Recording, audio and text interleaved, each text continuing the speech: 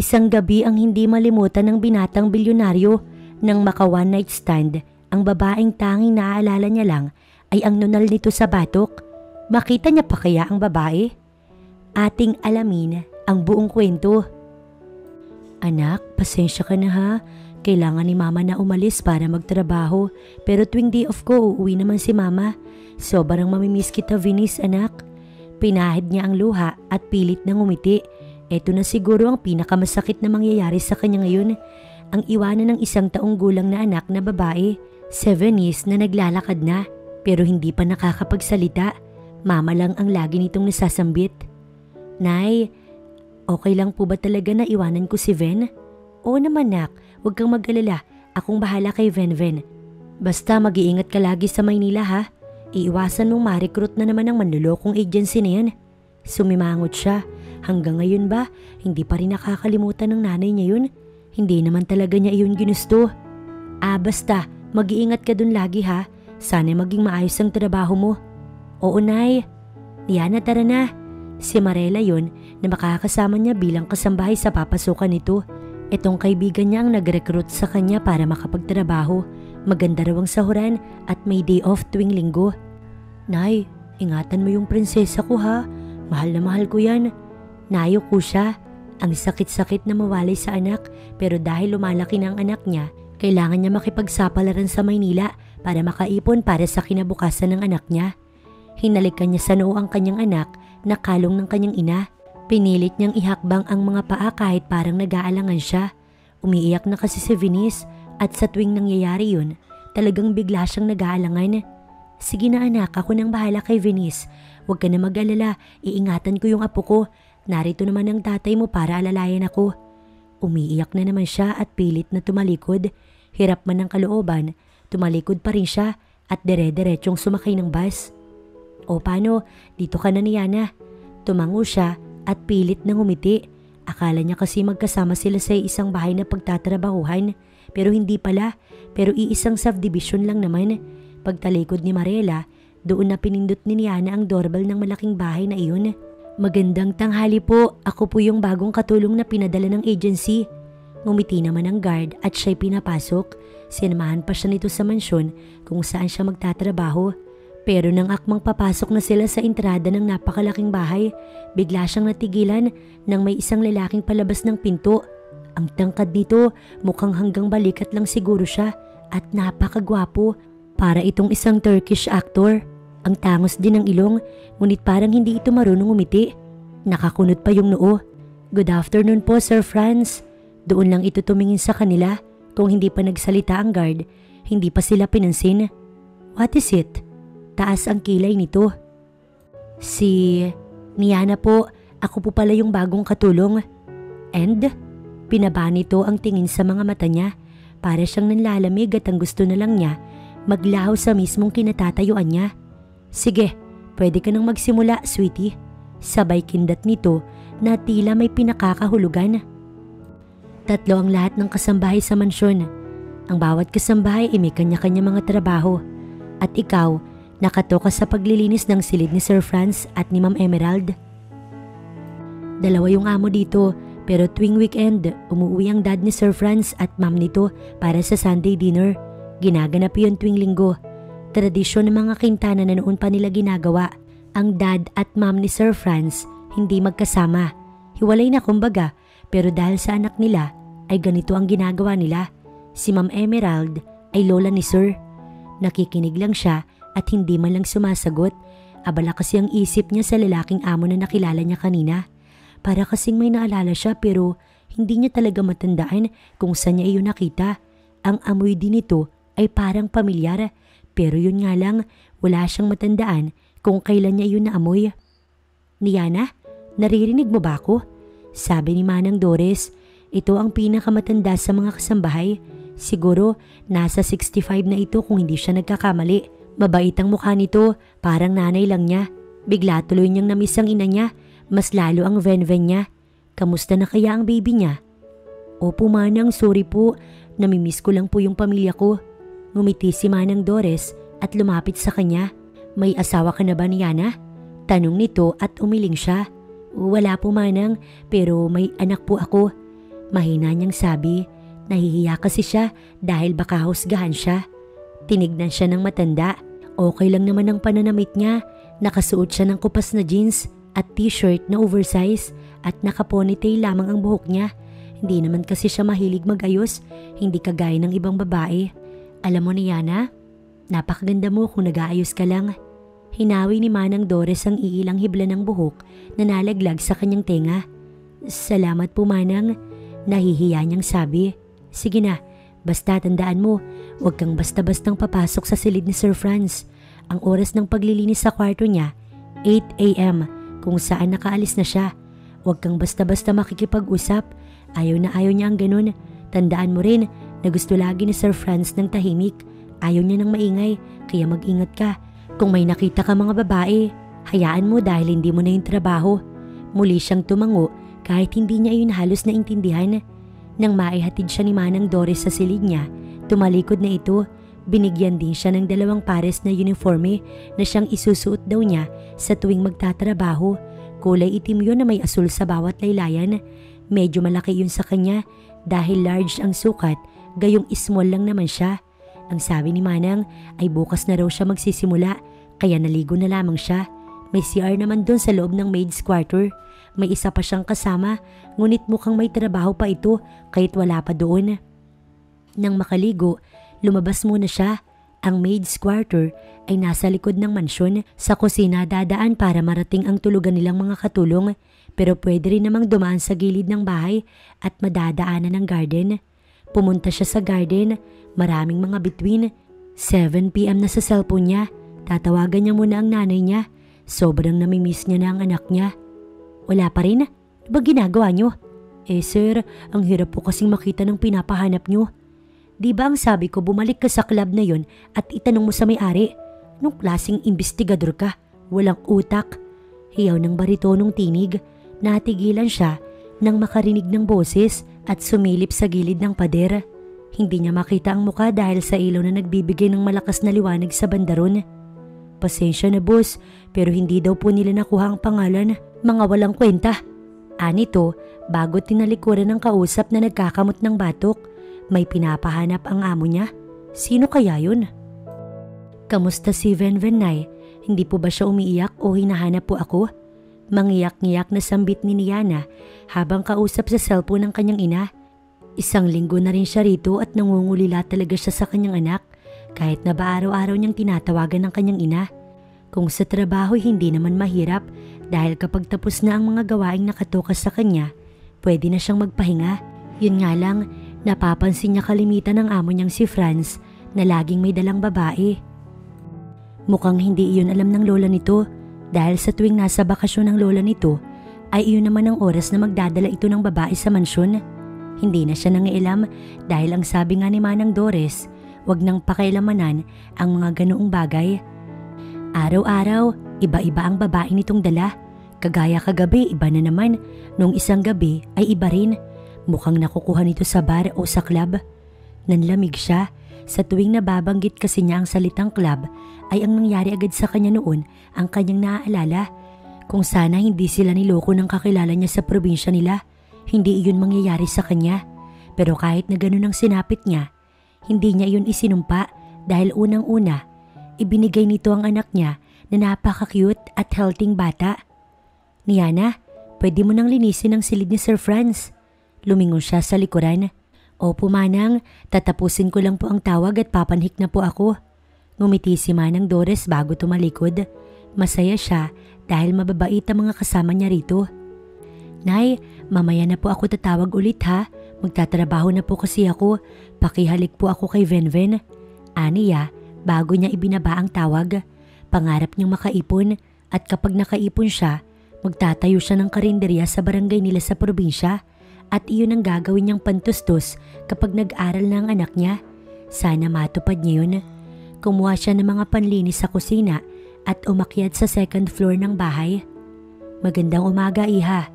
Magandang umaga din po, Ma'am Emerald. Balik niyang bati rito. Ngumiti ang babae. Isunod mo ang silid ko ha, tapos mamaya samahan mo ko sa mall. Anito, bago siya tinalikuran, hindi man lang nito hinintay ang sagot niya. Ngunit kahit ganun, Napangiti pa rin siya. Para sa kanya, iba si Emerald sa mga mayayamang nakilala niya. Napakabait kasi nitong amo, hindi kagaya ni Franz na sa tuwing makikita siya, kakaiba ang ipinupukol nitong titig, yung tila may nagawa kang mali para tuloy natatakot na siya. Pumasok siya agad sa silid ni Franz dahil ang sabi kasi ni Manang Doris, umalis na raw ang amo nila, kaya bakit pa siya kakatok?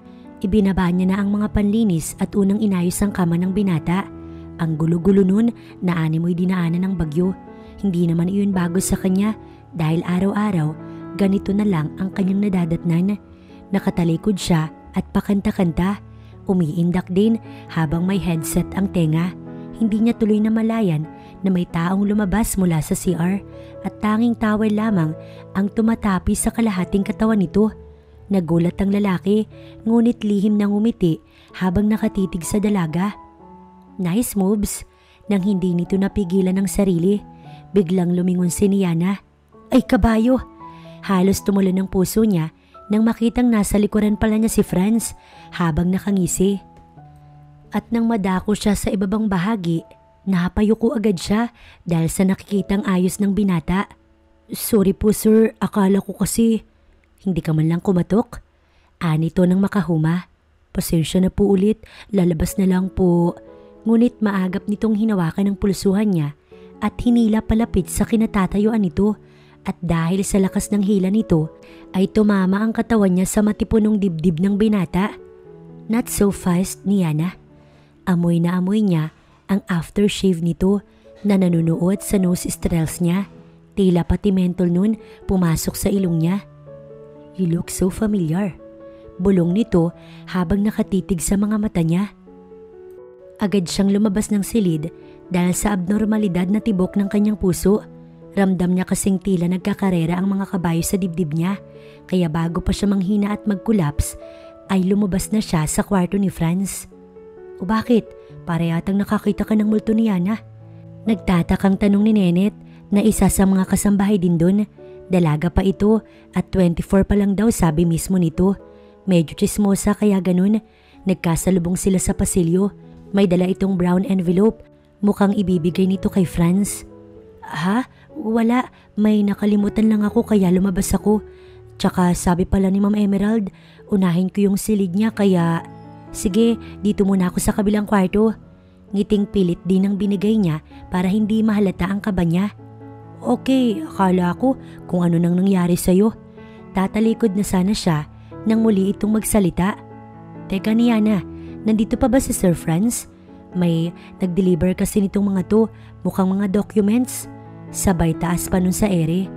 Baka, tignan mo na lang baka nandyan pa. Aniya at mabilis na tumalikod. Pagpasok niya sa silid ng amo niyang si Emerald, sinara niya agad ang pinto at napahawak sa dibdib. Kabang-kaba pa rin siya hanggang ngayon. Ano ba yung sinasabi nitong pamilyar siya? Ano yun? Nagkita na sila? Gayong hindi nga niya nakilala ito kung hindi pa siya nagtrabaho dito. Matapos nang maglinis sa silid na yun, ay dahan-dahan niyang binuksan ang pintuan at sumilip muna sa labas. Baka kasi nasa labas si Franz. Nahihiya kasi talaga siya sa naging ayos nila kanina kahit napakasalanan nito ang nangyari. Nang makitang walang tao sa labas, doon na siya nagdesisyong lumabas ng kwarto ni Emerald. Siguro naman, umalis na siya diba? Mag-iisang oras na kaya, alangang hindi siya papasok. Sa loob-loob niya at hinugot sa bulsa ng suot na blouse ang kanyang cellphone. Kitam, pasado 9 AM na kaya siguradong lumayas na yun. Nang makapagdesisyon ay lumapit siya sa pintuan ng kwarto ni Franz. Kumatok na siya ng sandaling yun. Mahirap na, baka mapagsabihan na naman siya kung sakaling nasa loob pa ang lalaking yun. May pagkasuplado pa naman. Ngunit nang mapagtantong walang sumagot, pumasok na nga siya. Kinuha niya ang mga naiwang panlinis at nagsimulang mag-vacuum. Pinunasan din niya ang salaming bintana at pinagpag ang mga lamesa. Ngunit tumigil siya nang madako ang mga mata sa brown envelope na nakapatong sa working table. Nag-aalangan siyang buksan yun. Baka kasi sabihing pakialamera siya. Pero wala namang ibang tao. At isa pa, titignan lang naman niya. Wala namang masama dun, diba? Pikit mata niyang ibinaba ang hawak na pamunas at kinuha ang brown envelope at dahan-dahang kinuha ang nasa loob nun.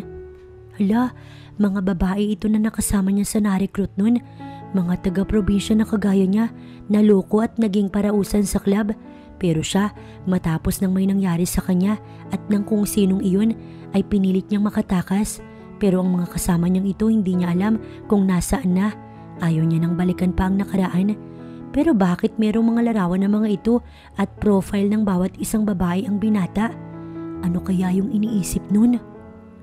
Hanggang sa makababa siya at pumunta ng kusina, yun pa rin ang gumugulo sa isip niya kung bakit may ganoon si Franz. O Niana, tapos ka na ba sa trabaho mo? Tanong sa kanya ni Manang Doris. Opo Manang, kakatapos lang po. Mabuti. Pwede ba kitang utusan na mamili? Kasi may iniutos si Sir Franz sa akin. Mukhang ayaw niya na may ibang gumawa. Sige po Manang. Niabot ng matanda ang listahan at pera. Hindi na siya nagbihis dahil sa labasan lang naman ang talipapa. Nasa gate na siya nang bumusina ang kotse ni Franz. Parang tumalo na naman ang puso niya. Bakit ba sa tuwing nasa paligid ang taong to, kinakabahan talaga siya? Gumilid siya at dumaan sa maliit na gate sa gilid ng guardhouse. Sumabay ka na ni Yana. Nito nang bumukas ang bintana ng kotse nito. Wag na po sir, dyan lang. I said in. Parang bigla siyang natakot kaya para hindi na humaba ang usapan, pinilit na lamang niyang pumasok. Ngunit ilang segundo na, hindi pa rin umaarangkada ang kotse nito. Nakatitig lang din ito sa kanya. Napalunok siya ng lihim. Ano ba? Bakit ganyan kang makatingin? Sa loob-loob niya, nang gumalaw si Franz at kulang na lang magkadikit ang mga tungkil ng kanilang mga ilong. Hindi siya huminga ng ilang segundo at pinigil na gumalaw. Ano bang ginagawa nito sa kanya? Ngunit nang marinig niya ang pag-click ng seatbelt, doon niya napagtanto ang lahat. Don't forget your seatbelt. Baka sumubsob ka. Buti sana kung sakin. Anito na dahilan para magtalunan ng mga kabayo sa loob ng dibdib niya. Bakit ba siya kinikilig? Parang nakalutang sa alapaap si Niana habang pauwi. Paano ba naman? Mukha ni Franz ang nasa isipan niya. Ngiti-ngiti pa siya nang tumapat sa gate ng mga kintana. Maging si Manong Lucio na gwardya, napangiti rin sa kanya. Aba, mukhang masaya ka ngayon Niana. Natigilan siya at nagtanggal bara sa lalamunan bago nagsalita. Wala po Manong, nakatawad lang po ako ng malaki sa talipapa, kaya ganun. Pagsisinungaling niya. Di dapat laging ikaw yung inuutusan ni Manang Doris para laging nakakatawad. Sayang din yun, pambiling merienda. Sabay tawa nito, tumawa rin siya bago tumalikod. Hindi naman kasi iyon ang iningiti niya. Hay naku, kung alam lang ni Manong Lucio. Pagpasok niya sa bahay, nadatnan niya na may bisita. Magandang babae yun na may mahabang buhok na straight, kulay ash blonde na bumagay sa kutis nito na malalabanos. Ang kinis, bigla tuloy siyang nahiya dahil sa balat niyang kulang sa alaga. Kinapa niya pa ang buhok na mukhang kinulang sa shampoo. Kausap nito si Emerald na lola ni Franz. Mukhang naiirita ang matanda, ngunit hindi iyon pansin ng babae. Parang ang landi naman kung mangusap ito. Ang arte rin, halata sa kuko na mukhang kahit ang maghugas siguro ng pinggan, hindi naranasan. Didiretso na sana siya nang tumikhim ang matanda. Niana iha, nandyan ka na pala. Pwede bang lumapit ka muna dito? Binaba niya ang dala at agad na sinunod ang babae. Tinignan siya ng babae. Tumaas ang isang kilay nito. Ngumisi rin na parang nang iinsulto, ngunit hindi niya yun pinansin. Misha, pasensya ka na, wala rito si Franz. Nasa opisina at may pupuntahan din kasi kami ni Niana, kaya bumalik ka na lang, okay? Hintayin ko na lang po siya rito, Grandma. Alam niyo naman pong matagal na rin simula nang makita ko si Franz. Nang makalapit siya, hinawakan nito ang palad niya at pinisil yun. Sumulyap ito at ngumiti. Tila may gustong ipakahulugan pero hindi niya makuha kung ano yun. Ganun ba? Sige, bahala ka iha. Pero sinasabi ko sa'yo, may GF na kasi si Franz. At si Niana yun. Muling pinisil ni Emerald ang kamay niya. Ngumiti siya rito. What? Ito? Etong babaeng ito ang girlfriend ni Franz? Paano nangyari? Gayong sabi ni Tita Amanda, single pa raw yung anak niya at gusto nga ako makita ni Franz. What the heck? Tumaas ang tinig nito. Excuse me muna iha, pwede bang lower your voice please? Wala tayo sa kanto at nasa pamamahay kita. At si Amanda? Anong nalalaman ng ina ni Franz? Wala siya rito at akong lola ang nakakakilala sa apo ko. Don't get me wrong, pero alam ni Franz kung ano ang ginagawa niya. Pasensya na grandma, pero hanggat hindi ko nakakausap si Franz at makita siya, hindi ako maniniwala sa inyo. Lakas loob nitong sabi. Okay, sige. Ganito na lang. Iniimbitahan kita sa isang dinner mamayang gabi para naman magkausap nga kayo ng apo ko at malaman mo na itong si Niana ang kanyang girlfriend. Parang gusto niya nang matunaw sa kahihiyan at takot sa titig ng babae sa kanya. Nakakatakot yun na kulang na lang lunukin siya ng buhay. Ano ba kasing nangyayari at napasok siya sa ganitong sitwasyon? Trabaho ang pake niya rito, hindi ang ganito. Diyos ko, tulungan mo po ako kung ano man ang nangyayaring ito. Bulong niya sa sarili. Nagpaalam ang babae. Iyon ang oras ng pag-uusap nila ng lola ni Franz. Ma'am, anong... Shh, don't worry iha. Kapag napaniwala mo si Mesha mamaya, sisiguruhin kong malaki yung matatanggap mo sa akin. Akong bahala sa'yo at huwag kang mag-alala kay Franz. Madali lang yung mapaa mo. Parang may kung anong bumara sa lalamunan niya dahil kahit ang magsalita, hindi niya magawa.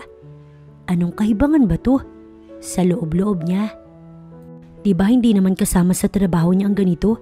Pero dahil kailangan niya ng pera para sa future ng Venven niya, sige na, para sa anak niya to. Iha, huwag kang mag-alala, hindi ka kakainin ni Mesha. Kagagawan kasi ito ni Amanda. Masyadong nangingialam sa buhay ng apo ko.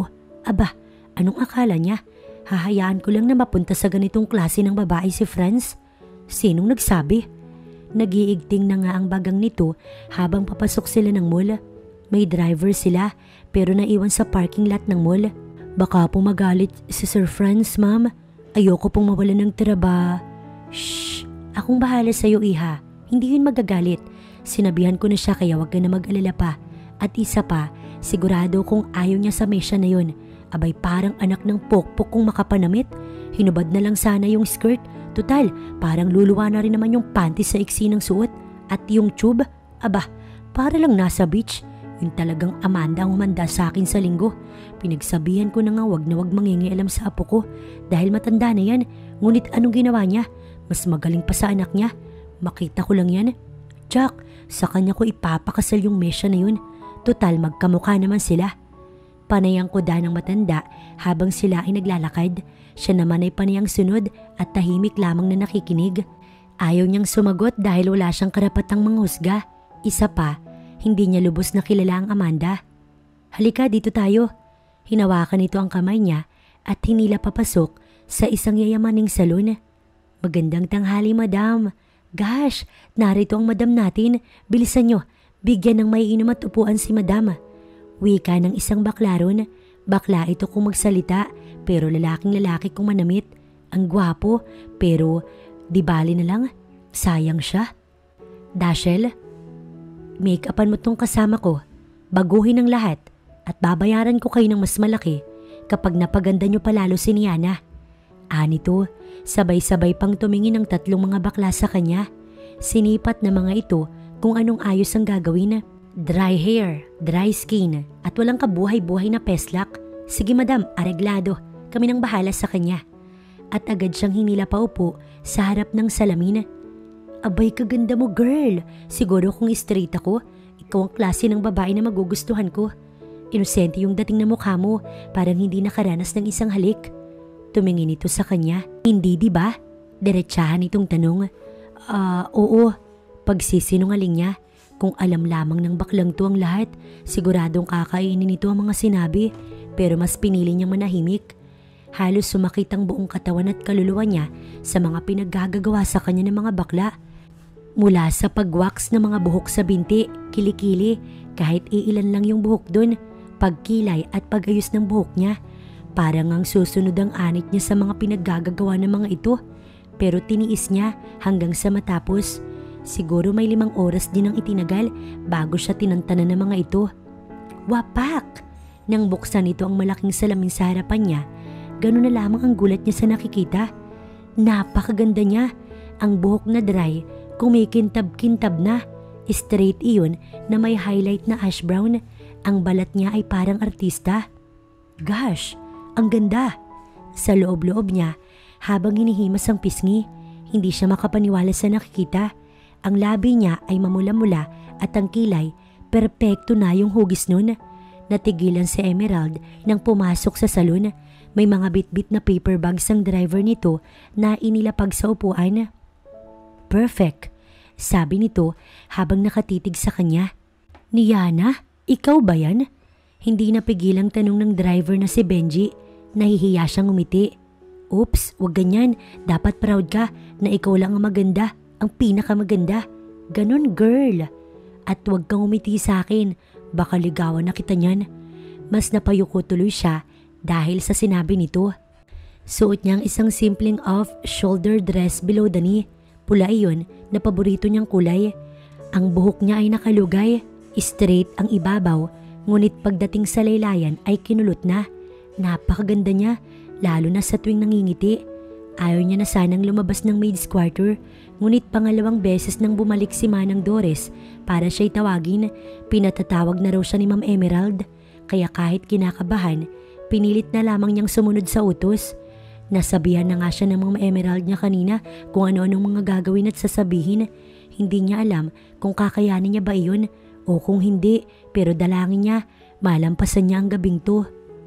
Habang si Franz ay papasok ng bahay na wala man lang kaalam-alam, sumasakit na rin ang ulo niya dahil sa dami niyang meetings na dinaluhan, para tuloy gusto na niyang matulog dahil sa pagod. Franz?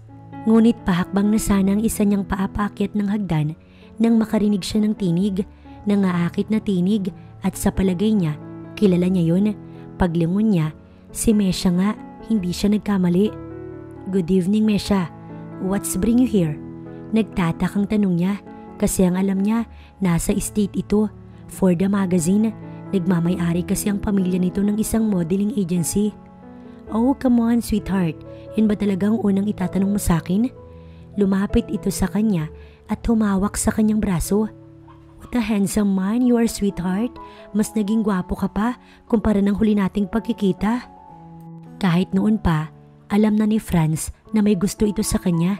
Ayaw lamang niyang sabihin na hindi niya ito tipo dahil ang mga magulang niya at ang mga magulang ni Mesha ay magkakaibigan. Hindi naman siya woman's hater, pero ang mga kagayak kasi ng babaeng ito ang mga inaayawan niya. Mesha is a kind of woman na masyadong liberated at ayaw niya talaga ng ganun. Nagtatampo na ako sa iyo niyan kasi may girlfriend ka na, sabi ni Grandma Emerald. Is that true? Alam mo na nga. Wait a minute. Bumitaw siya sa pagkakapulupot ng babae at humarap dito. Naguguluhan kasi siya at hindi alam kung anong pinagsasasabi ng babaeng nasa harapan. At katu... Iho, you're here. Ngunit naputo lang sasabihin ni Mesha nang magsalita ang lola niya na pababa na ng hagdan. Good evening, Lola. Humalik siya sa pisngi ng matanda. Tara na sa komedor. Alam kong gutom na gutom ka na. At si Niana, kanina pang naghihintay sa'yo. Pinisil nito ang palad niya nang hawakan siya sa kamay.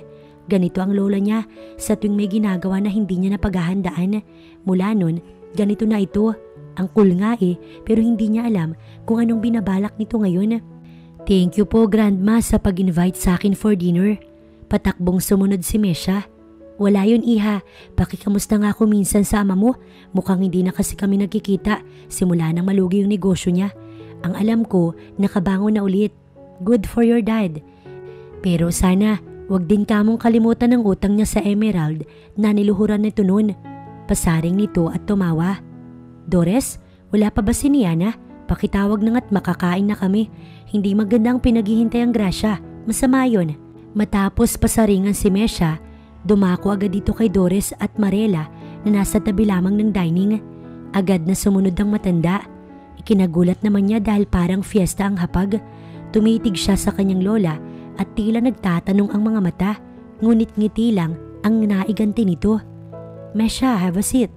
Pinauna nitong umupo ang babae. Nang mauupo na rin sana siya sa tabi ni Mesha, agad nagsalita ang kanyang lola. Iho, bakit hindi mo kaya muna tawagin si Niana sa kusina? Anito nang mapansing naroon ang babae. Naaaninag ng matanda ang nahihiyang dalaga na sumisilip sa pader. Ito lang ang nakakita dahil nasa center siya ng pabang mesang yun. Nagtaka man si Franz, sumunod pa rin ito. Tila nabato-balani si Franz nang makita ang dalaga sa ayos nito ngayon. Saglit itong hindi nakurap at nakatitig lamang kay Niana, nahihiyang umiti sa nakasalubong. Ang puso niya tila nababaliw na dahil sa klase ng pagpintig nun. Napakaganda nito, dahilan para mahipnotismo siya ng ilang sandali. Hi! Agad niyang ginalaw ang ulo upang mawala ang kakaibang pakiramdam at iniisip. Oh, hi! Nauutal niya pang sagot. Ang ganda mo, muli niyang sabi. Salamat. Hahakbang na sana ang dalaga nang bigla niyang hawakan ng palad nito at inilagay sa kanyang braso. You're my girlfriend this evening, right? Bakit hindi mo simulan sa paghawak sa braso ng boyfriend mo? Sabay ngiti niya para tuloy hindi niya kilala ang sarili. Siya ba talaga si Franz o nadala lamang siya dahil sa napakagandang dalaga sa tabi niya? Ngunit nang hawiin ni Niana ang buhok bago humakbang, agad niyang napansin ang balat sa gilid ng batok nito. Nunal ba o balat yun? Bigla siyang natigilan. Hindi alam ni Niana kung paano ba magre-react dahil hindi pa siya nagkaka-boyfriend simula nang mabuhay siya rito sa ibabaw ng lupa. Halos pigilan niya ang paghinga habang nasa tabi ni Franz. Mukha yatang walang bibigyang girlfriend mo, sweetie. Panguuyam ni Mesha sa kanya. Mesha, bakit hindi ka kumain? Masasarap ang mga niluto ni Niana, lalo na itong kare-kare na paborito ko. Sabay sandok ng ulam. Pinanlakihan siya ng mga mata ni Mesha, kaya agad siyang nagyuko ng ulo.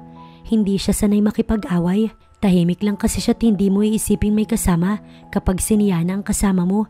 Tipid lang din itong magsalita at hindi madaldal kagaya ni Mesha na ngayon. Parang lulunukin na siya sa paraan ng pagtitig nito. Let me. Natigilan siya nang kunin ni Franz ang sandok sa kanin at pinagsandok siya nito. Ngumiti siya nang tumingin sa binata. O di ba Mesha, ang sweet nila? Halata sa boses ng lola ni Franz ang pang-iinsulto. Grandma, alam niyo po, hindi rin naman magtatagal ang kagaya ng babaeng ito sa mundo na kinagagalawan ni Franz. Hula kong ilang buwan lamang at maglalaho na yan na parang bula dahil nakuha niya na yung gusto niya. Kasi grandma, ang mga kagaya ni Niana, sabi mo ay halatang mga gold digger. Tumaas ang ulo niya at tumingin sa babae na nakangisi. Hindi po ako bastos na klase na babae, Miss Mesha. Pero siguro naman, nakikita mo ko na nasa tapat na upuan mo lang, di ba? Sana, kung gaano ho kataas yung pinag-aralan nyo, ganun din sana yung ugali ninyo. Dahil sa nakikita ko, mas dinaig ka pa ho ng mga walang pinag-aralan sa klase ng mga pinapakita mo. Matapang niyang saad. Malumanay lamang yun, pero halatang tinamaan si Mesha, habang si Franz napangiti ng lihim dahil sa narinig. Mukhang may katotohanan ng mga sinabi mo, iha. Ani ng matanda at sumubo. Biglang tumayo si Mesha sa upuan. Franz, tama na yung kalokohang to. I know naman na hindi mo girlfriend ang babaeng yan. Katulong lang siya at hindi ako tanga para hindi yun malaman. Nakatingin silang dalawa ng matanda at sinulyapan din ito si Franz na mukhang walang pakailam dahil patuloy lamang ito sa pagsubo. Nasiyahan naman ang puso niya. Totoo siya talaga ang nagluto ng lahat nun. Hilig niya kasi ang magluto. Franz naman, si Tita Amanda ang nagsabi na, Mesha, that's enough. Nasa harap tayo ng pagkain pero panay ang sigaw mo. Wala tayo sa palengke, baka nakakalimutan mo yun. Huminga ng malalim ang babae at pilit ikinalma ang sarili. Fine, pero gusto kong malaman mula mismo kay Franz na girlfriend nga niya ang basurang to. Yes, Niana is my girl. Tama na ba ang sagot na yun para sa'yo, Mesha? Hindi ito tumingin ng magsalita. Nakatuon lang sa pagkain ng mukha nito. Parang hinahalukay ang puso niya at ramdam din niya na parang may mga paru-parong nagliliparan sa tiyan niya. Sana lang totoo. Tanga ka ba? Umaasa ka sa lokohan, ha? Nasaan ang utak mo, Niana? Iniling-iling niya ang ulo dahil sa mga naririnig na mga boses. Baliw na ba siya? O sadyang nagdideliryo lang dahil sa nangyayari ngayon? Really? Hindi nga nakatingin sa'yo ng diretso ang Niana na yan? Nakakatawa kayo. Sabi nito, kanina pa talagang babaeng ito at parang napupuno na siya sa klase ng tabas ng dila nito. Nang makainom ng juice si Franz, bumaling siya rito at walang ano-anong hinalikan ang labi ng binata. Ilang segundo ang tinagal nun dahil lang babawiin niya na ang labi niya. Hindi yun sinangayunan ni Franz. Hinawakan siya sa magkabilang pisngi at hindi pinayagang mabawi niya ang mga labi. Para kasing pamilyar talaga yun sa binata. Parang may naaalala siya sa klase ng paggalaw ng labi ni Niana. Gigil na nag-walk out si Mesha at nang makaalis ang babae, tumayo naman ang matanda para umakyat na. Binulungan pa nito ang dalaga na napakagaling raw niya. Siyempre, sino ba naman ang pangahas na mga halik sa lalaking amo niya, diba? Alangang hindi pa siya magaling sa lagay na yun. Talagang nainis lamang siya sa mga sinasabi ni Mesha, kaya yun yung ginawa niya. Pero mukhang pinagsisisihan niya dahil hindi na mapoknat ang pasimpleng titig ni Franz sa kanya. Nang mawala sa paningin ang lola ni Franz, mabilis pa sa 4:00 siyang tumalikod, ngunit maagap siyang sinundan ni Franz sa maid's quarter. Isasara na sana niya ang pinto nang iharang ni Franz ang paa upang hindi yun tuluyang maglapat. Napakalakas ng kabog ng kanyang puso nang nasa harapan niya na ang binata. Seryoso ito habang nakatitig sa kanya. Yumuko siya pero itinaas nito ang mukha niya upang magtagpo muli ang kanilang mga mata. Inilak din nito ang pinto kaya mas bumilis ang kabog ng kanyang puso. Diyos ko, ano ba tong ginawa ko? Dahil ba sa halik kaya niya ako sinundan dito sa loob ng kwarto? Sa loob-loob niya. Sir, sorry po, hindi ko talaga intensyong... Ngunit agad iyong natapos nang bigla na lamang siyang siilin ng halik ni Franz nang hindi man lang nagpapaalam. Ikaw ba? Nagpaalam ka ba kanina? Anang tinig sa kanyang utak, mukhang nababaliw na siya. Malumanay ang galaw ng labi nito. Sinubukan niyang kumawala at itulak ito, ngunit hindi man lang natinag. Para siyang nadadala sa malambot at mabangong hininga ni Franz. Ang galing din itong humalik na parang sanay na sanay. Bigla niyang naitulak ang binata nang maalala na babaero nga pala to at baka isa na siya sa mga tinatarget nito. Pasensya na po pero pwede bang lumabas na kayo? Aniya sa nanginginig na tinig at isiniksik sa corner ng pader ang kanyang katawan. Natatakot kasi siya sa klase ng titig nito, parang may kung ano na hindi niya malaman kung alin yun at sa isipang baka siya na ang isusunod nitong parausan. Bago ka nagtrabaho dito, may iba ka pa bang pinagtrabahuhan? Baritonong tinig ang pumukaw sa kamalayan niya at nag-isip kung bakit iyon ang itinanong nito. Kumunot ang noo niya at nag-isip kung anong isasagot, pero sa isip niya, kailanman hindi niya sasabihin na naging... Niana, tinatanong kita, bukod sa pagkakatulong, ano pang naging trabaho mo? Nagtrabaho ka ba sa club? Naging bayaran ka ba sa club, Niana? Umalingaw-ngaw ang malakas sa sampal na galing kay Niana na siyang nagpatigil kay Franz. Oho, amo ko kayo, pero ang sabihing pokpok o bayaran na ho ako, hindi naman yata tama yun. Porkit hinalikan ko kayo o halikan nyo ko, pokpok na ho agad. Iginagalang ko ho kayo bilang amo ko. Pero sana naman ho, igalang nyo rin ako bilang tao't kasambahay nyo. Hingal na hingal siyang tumigil at madiing pinakatitigan si Franz na mukhang nabigla sa lakas ng palad na tumama sa kanang pisngi nito. No, not like... Lumabas na ho kayo, sir. Lumabas na ho kayo bago pa magdilim ang paningin ko at mahambalos ko kayo ng lampshade na to. Muling hiyaw niya at tinanggal sa saksakan ng pailaw. Niana, calm down, okay? Ito na lalabas na. Ibaba mo na yan. Alis! Agad na lumabas si Franz kaya't mabilis niyang sinundan yun at marahas na isinara ang pintuan. Doon na siya napaiyak. Kailangan ba? Kailangan ba talagang itanong yun sa kanya? Dahil lamang hinalikan niya ito ng walang pasabi. Parang hinusgahan agad siya sa klase ng tanong nito. Dulka, hindi ko alam kung tama ba yung hinala ko eh. Pero mukhang alam ko na at kilala ko na kung sino yung babaeng nakasiping ko nun sa club na pinagdalhan mo sa akin. Medyo lasing na si Franz habang nasa harap ng isang bar sa Makati. Kasama nito ang kaibigan na may kasalanan ng lahat dahil kung hindi sana kay Dulka, hindi siya nababaliw ng ganito. Ilang buwan na ba niyang ipinahahanap at nagbabaka sakaling muli niyang makita ang babaeng sabog dahil sa amoy nito.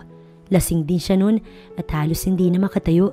Ngunit nang maamoy at manuot sa ilong niya ang pabango at naghalong gamot na pinainom sa babae, biglang pumintig ang nasa mga pagitan niya. Alam niya, berhen ng dalaga ng makuha niya dahil sa mantsa ng dugo na naiwan sa puting bedsheet ng private room ng club na yun. Nagtanong siya Ngunit wala man lang nakakaalam kung sino ang dalaga dahil hindi raw ito nagsasalita kahit pa ikulong sa bodega.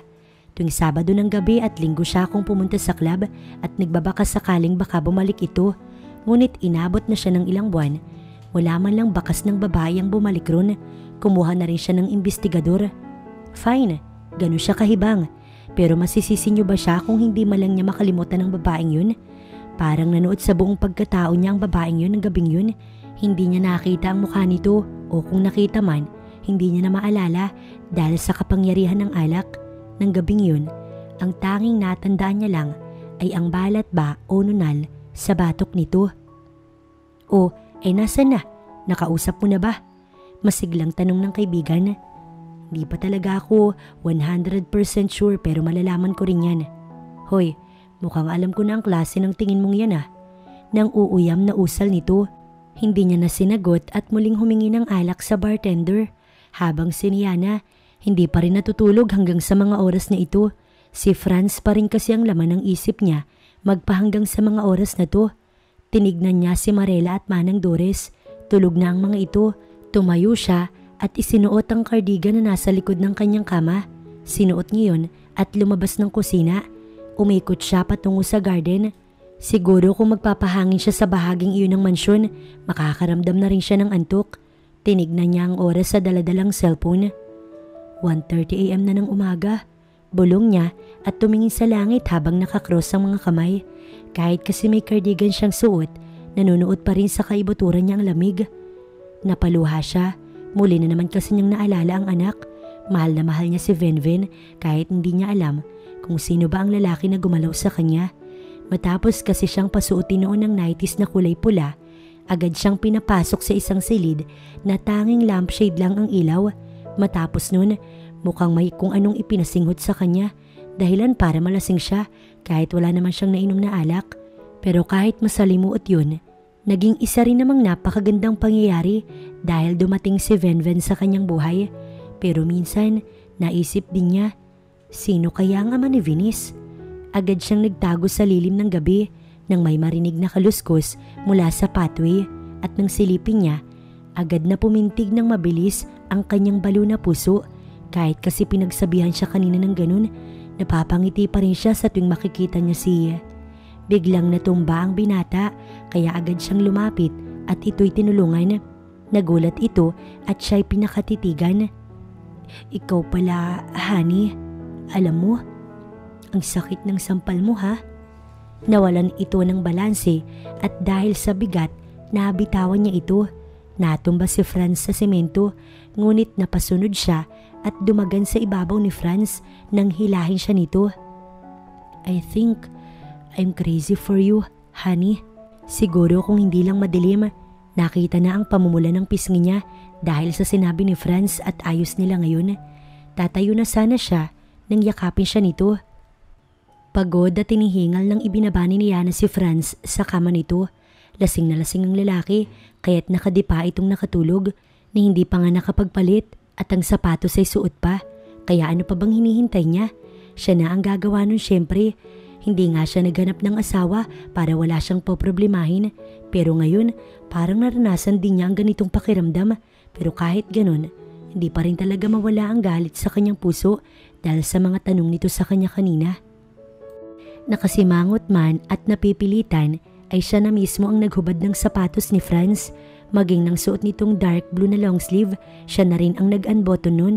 Dahan-dahan lamang dahil maging ang mga kamay niya nanginginig na.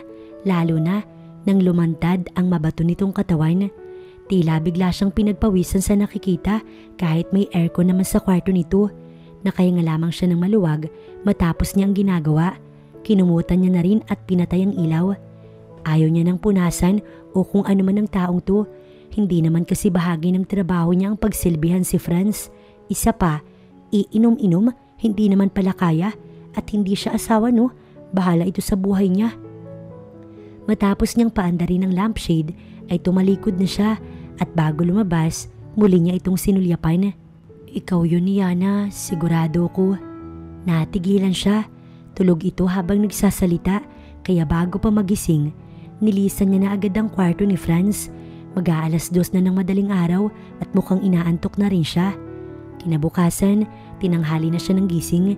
Kung hindi pa siya ginising ni Manang Doris, hindi ba siya magigising? Naghihigab pa si Niana habang patungo sa CR para maligo. Nakatapi lamang siya ng tuwalyang pink at nakabalot ng pink din na towel ang buhok niya. Kalalabas lang din niya ng banyo. Siguro 6 na minuto lamang ang itinagal niya sa paliligo dahil anong oras na. Dali-dali pa siyang naghanap ng Andes sa cabinet, ngunit may kumakatok sa pintuan ng silid kaya bigla siyang tumigil. Opo Manang, sorry na, ito na nga po nagmamadali na. Ani pa niya sa may kalakasang tinig habang palapit ng pintuan. Manang naman sabing, "Hi," pero ang akalang si Manang ay hindi pala dahil si Franz yun habang nakapamulsa at nakatayo sa harapan ng silid niya. Gulat na gulat siya at akmang isasara ang pintuan nang pigilan iyon ng binata. "Niana, wait," anito at mabilis na iniharang ang katawan dun. 2 kamay pa ang ginamit niya sa pagtulak ng pinto, ngunit malakas ang lalaki kaya't hindi niya nagawa ang nais. Agad na pumasok si Franz sa loob at ito na rin ang naglock ng pintuan. "Sir, nagbibihis ho ako. Baka ho pwedeng lumabas muna kayo." Galit na sambit niya.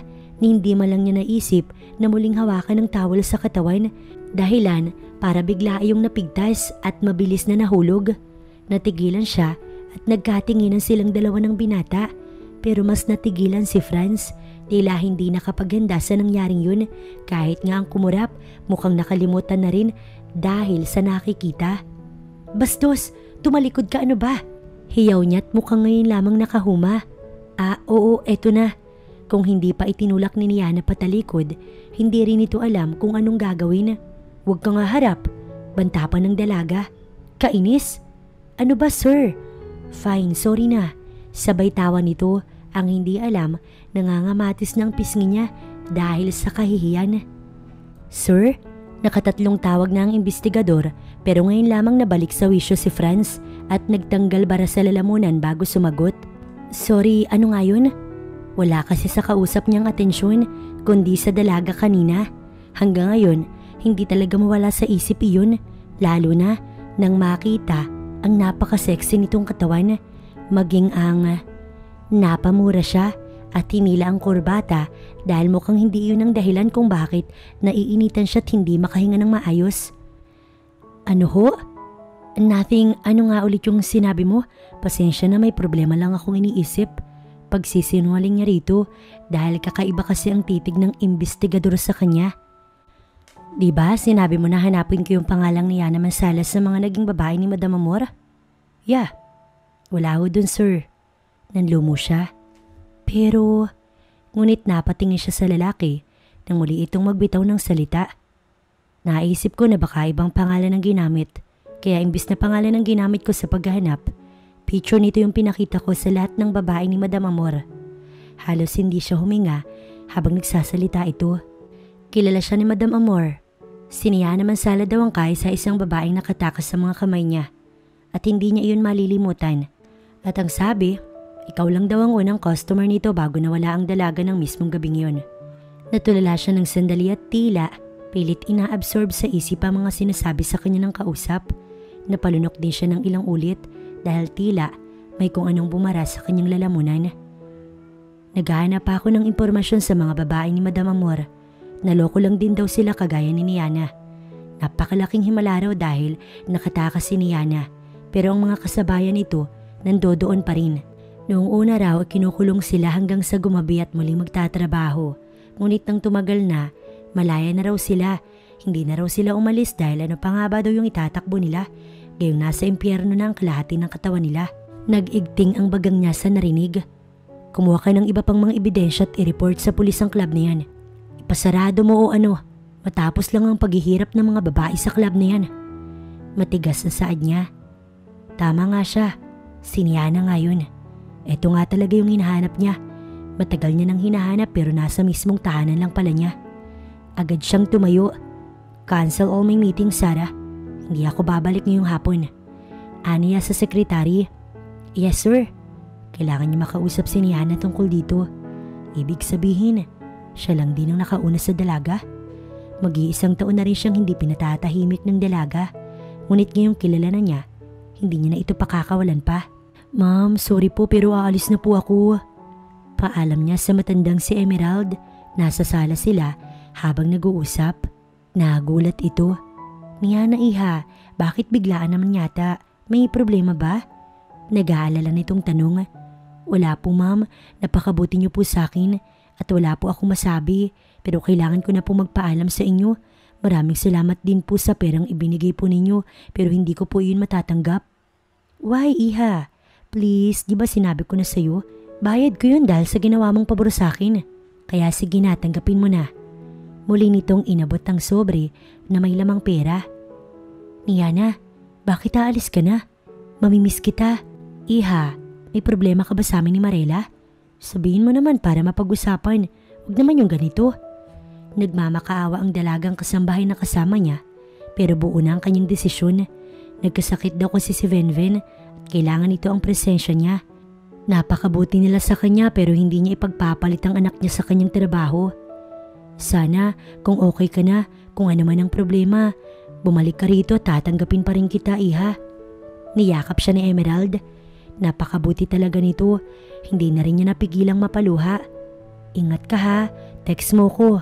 Si Marela, yumakap din pati si Manang Dores, naiiyak na nga rin. 2 linggo pa lang siya rito pero napamahal na siya sa mga tao dito. Lalo na kaya. Matapos niyang magpaalam, agad siyang sumakay ng taxi na naghihintay sa labas ng gate. Palabas na ng subdivision nang makasalubong ng taxi na sinasakyan niya, ang kotse ni Franz. Gusto man niyang tumigil at magpaalam rito, hindi na lamang niya ginawa pa. Napaluha na lamang siya ng tahimik. Ngayon pa lang, nagbunga ang nakatago niyang paghanga para rito pero bigla ring mapuputol. Maggagabi na nang makarating si Niana sa Cagayan Valley. Pagod man, hindi siya tumigil sa terminal at kumain. Bumili na lamang siya ng biskwit at isang bottled water. Kakatawag lamang niya sa kanyang ina at paalis na raw ang mga ito upang isugod sa pinakamalapit na hospital si Venven. Bumaba daw kasi ang platelet nito sa katawan at kung di maaagapan, baka mauwi sa dengue. Kinakabahan at natatakot na rin at the same time, nanginginig siya habang naghihintay na makarating sa hospital kung saan daw dadalhin ang anak niya. Manong, dito na lang ho. Sabi niya't nagbayad. Dala-dala pa niya ang isang traveling bag at malaking backpack. Ngunit kahit may kabigatan yun, kinaya pa rin niyang humakbang ng mabilis.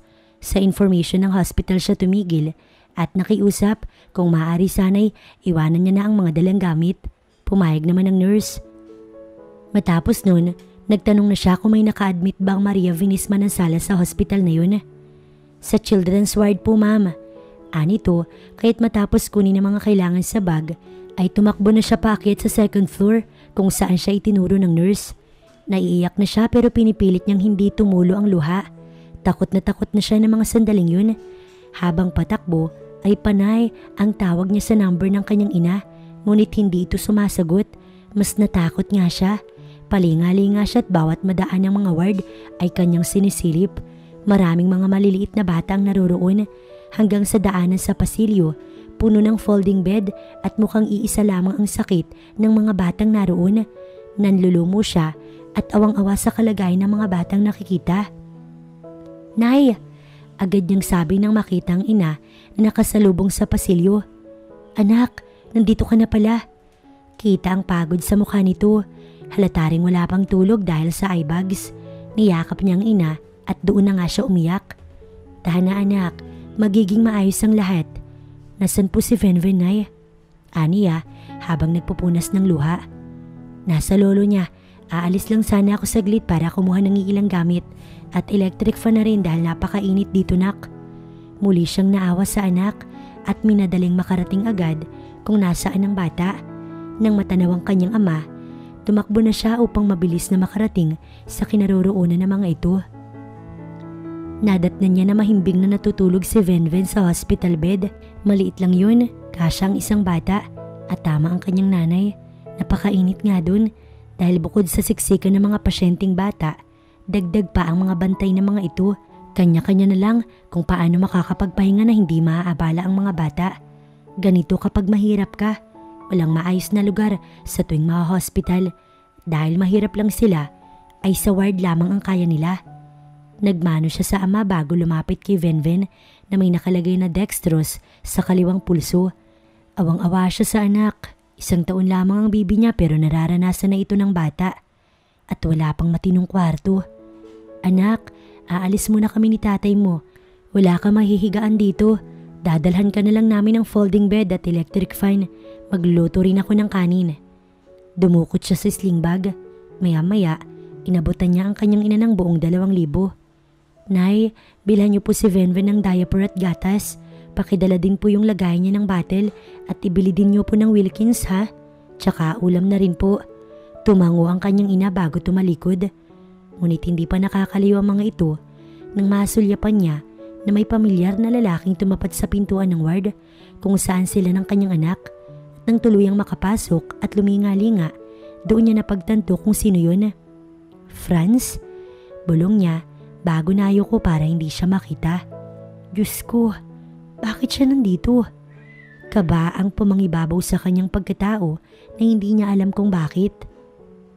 Nang makarating si Franz sa mansyon, wala na doon si Niana.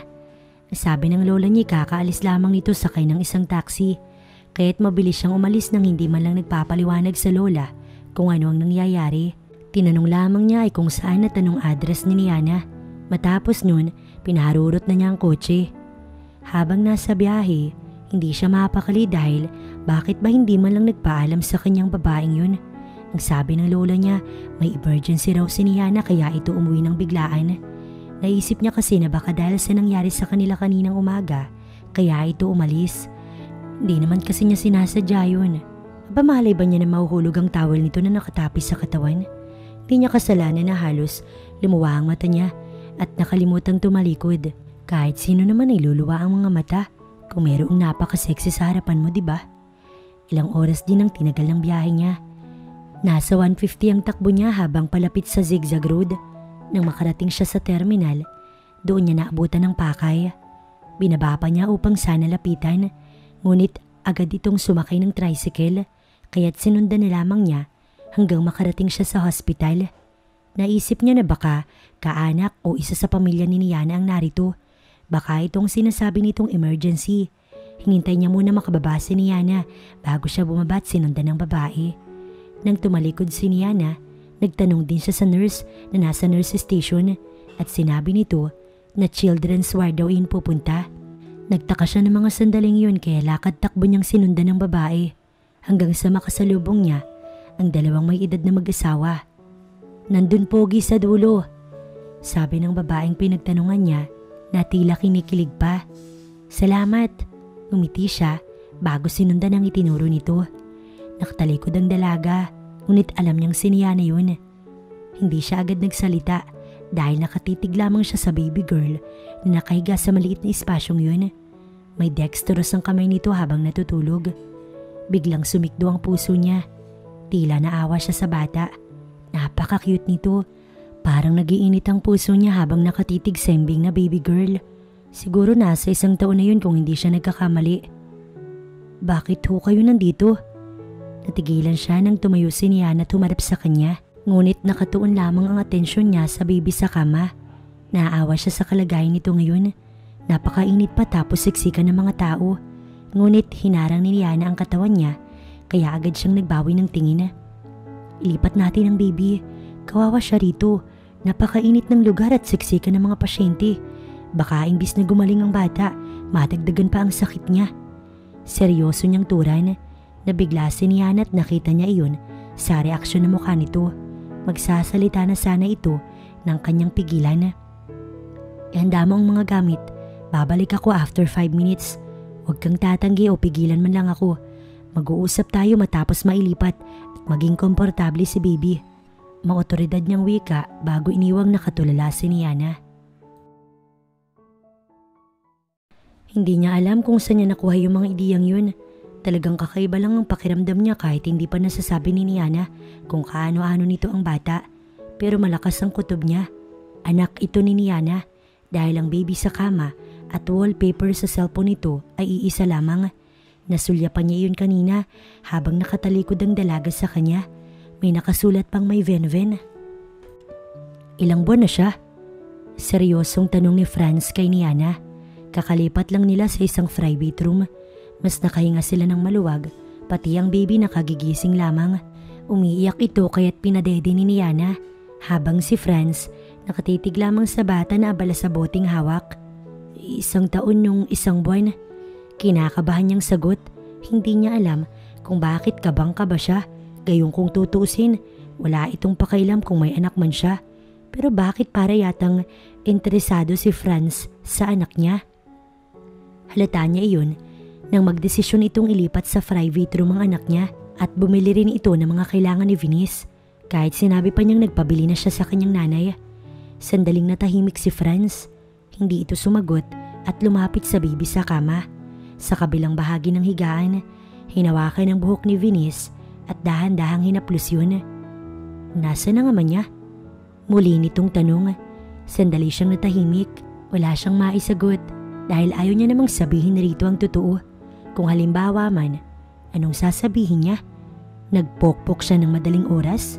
Tapos nabuntis? At ito ang bunga nun? Baka tawanan siya at laitin.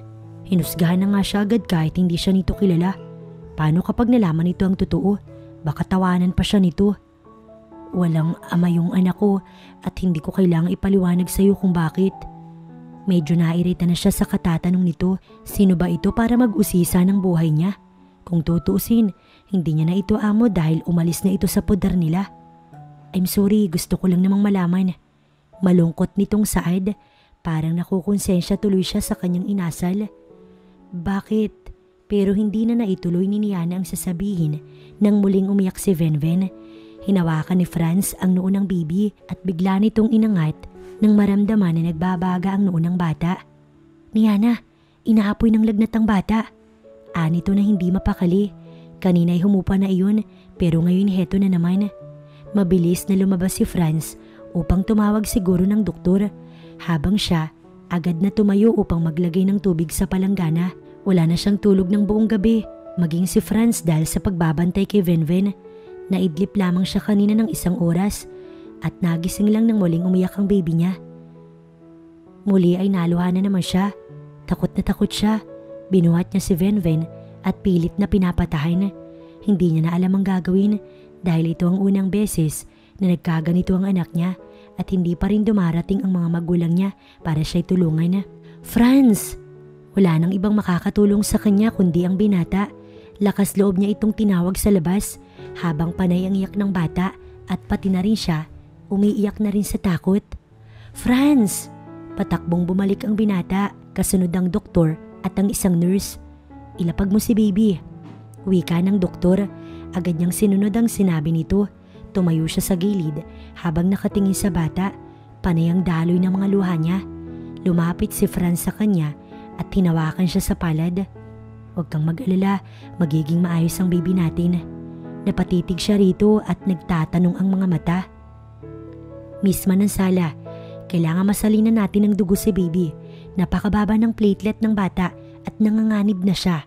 Nang ma-admit si baby kanina, sinabi ko na ito sa mga magulang mo pero ang sabi nila, hintayin ka kaya hindi kami agad nakapagdesisyon. Pero ngayon, lumalala na ang bata, wala na tayong ibang paraan kundi ang masalina ng dugo si Venice. Pero naubusan kami ng stock ng AB Plus at kailangan pang mag-request sa Red Cross. Pero ilang oras pa yung aabutin nun at kailangan na natin ngayon. Type B po ako, Doc. Hindi po kami magkamatch ni Venven. Umiiyak niyang sabi. Ako, Doc. Ako ang magbibigay ng dugo sa anak ko. Anak niya? Sa loob-loob niya ngunit ang mga tanong sa isip niya hindi niya naisatinig dahil mabilis na tumalikod ang doktor at si Franz para gawin ang proseso. Mag-uumaga na tulog na ang baby niya. Bukod sa dextrose, may isang bag ring dugo ang nakasabit sa kabilang bahagi ng kama. Humupa na rin ang lagnat ng bata kaya nakatulog na ito at hindi na muling umiyak. Matulog ka muna, ako na lang magbabantay kay baby. Hindi siya umimik, kinakabahan siya. Sobrang kinakabahan. May mga ideya nang pumapasok sa isip niya pero hindi niya iyon masabi dahil natatakot siya sa maaari nitong isagot. Niana, sige na. Franz, sino ka ba talaga? At bakit inaangkin mong anak ang anak ko? Matapang niyang tanong. Nasa sofa si Franz kaya't lumapit siya sa tabi ni Niana bago nagsalita. Ako ang ama ni Venus, Niana. Ako ang lalaking… Ano? Paano mo nasabi? Nagsimulang magkwento si Franz kung paano at kung bakit siya napunta sa club ng gabing yun na isinalang si Niana sa VIP room na unang kliyente ni Madam Amor. Si Franz ang VIP ng gabing yun pero hindi niya akalain na ang dalaga ang naroon. Wala siyang alam sa mga nangyayari. Basta hinainan lamang ang binata ng isang napakasarap na putahe sa mismong kama kung nasaan nakahiga si Franz nun. Lasing ang binata ngunit alam nito ang ginagawa. Sadyang hindi lamang nito makontrol ang sarili dahil sa kalasingan. Tanging hikbi ang sagot ni Niana sa binata. Wala siyang ibang masabi. Ano naman, pareho lang silang sabog na mga oras na yun. Pero nagmakaawa siya. Umiyak siya at pilit na lumayo. Ngunit hindi siya pinagbigyan ng lalaking yun. At si Franz pala yun. Niana, hindi ko… Ngunit malakas na sampal ang sinagot niya sa tangkang paglapit nito sa kanya. Mabilis siyang umatras. Huwag kang lalapit, Franz. Huwag kang lalapit. Pabulong niyang sabi habang nakasiksik sa corner ng pader. Uot ibinigay nito si Venven.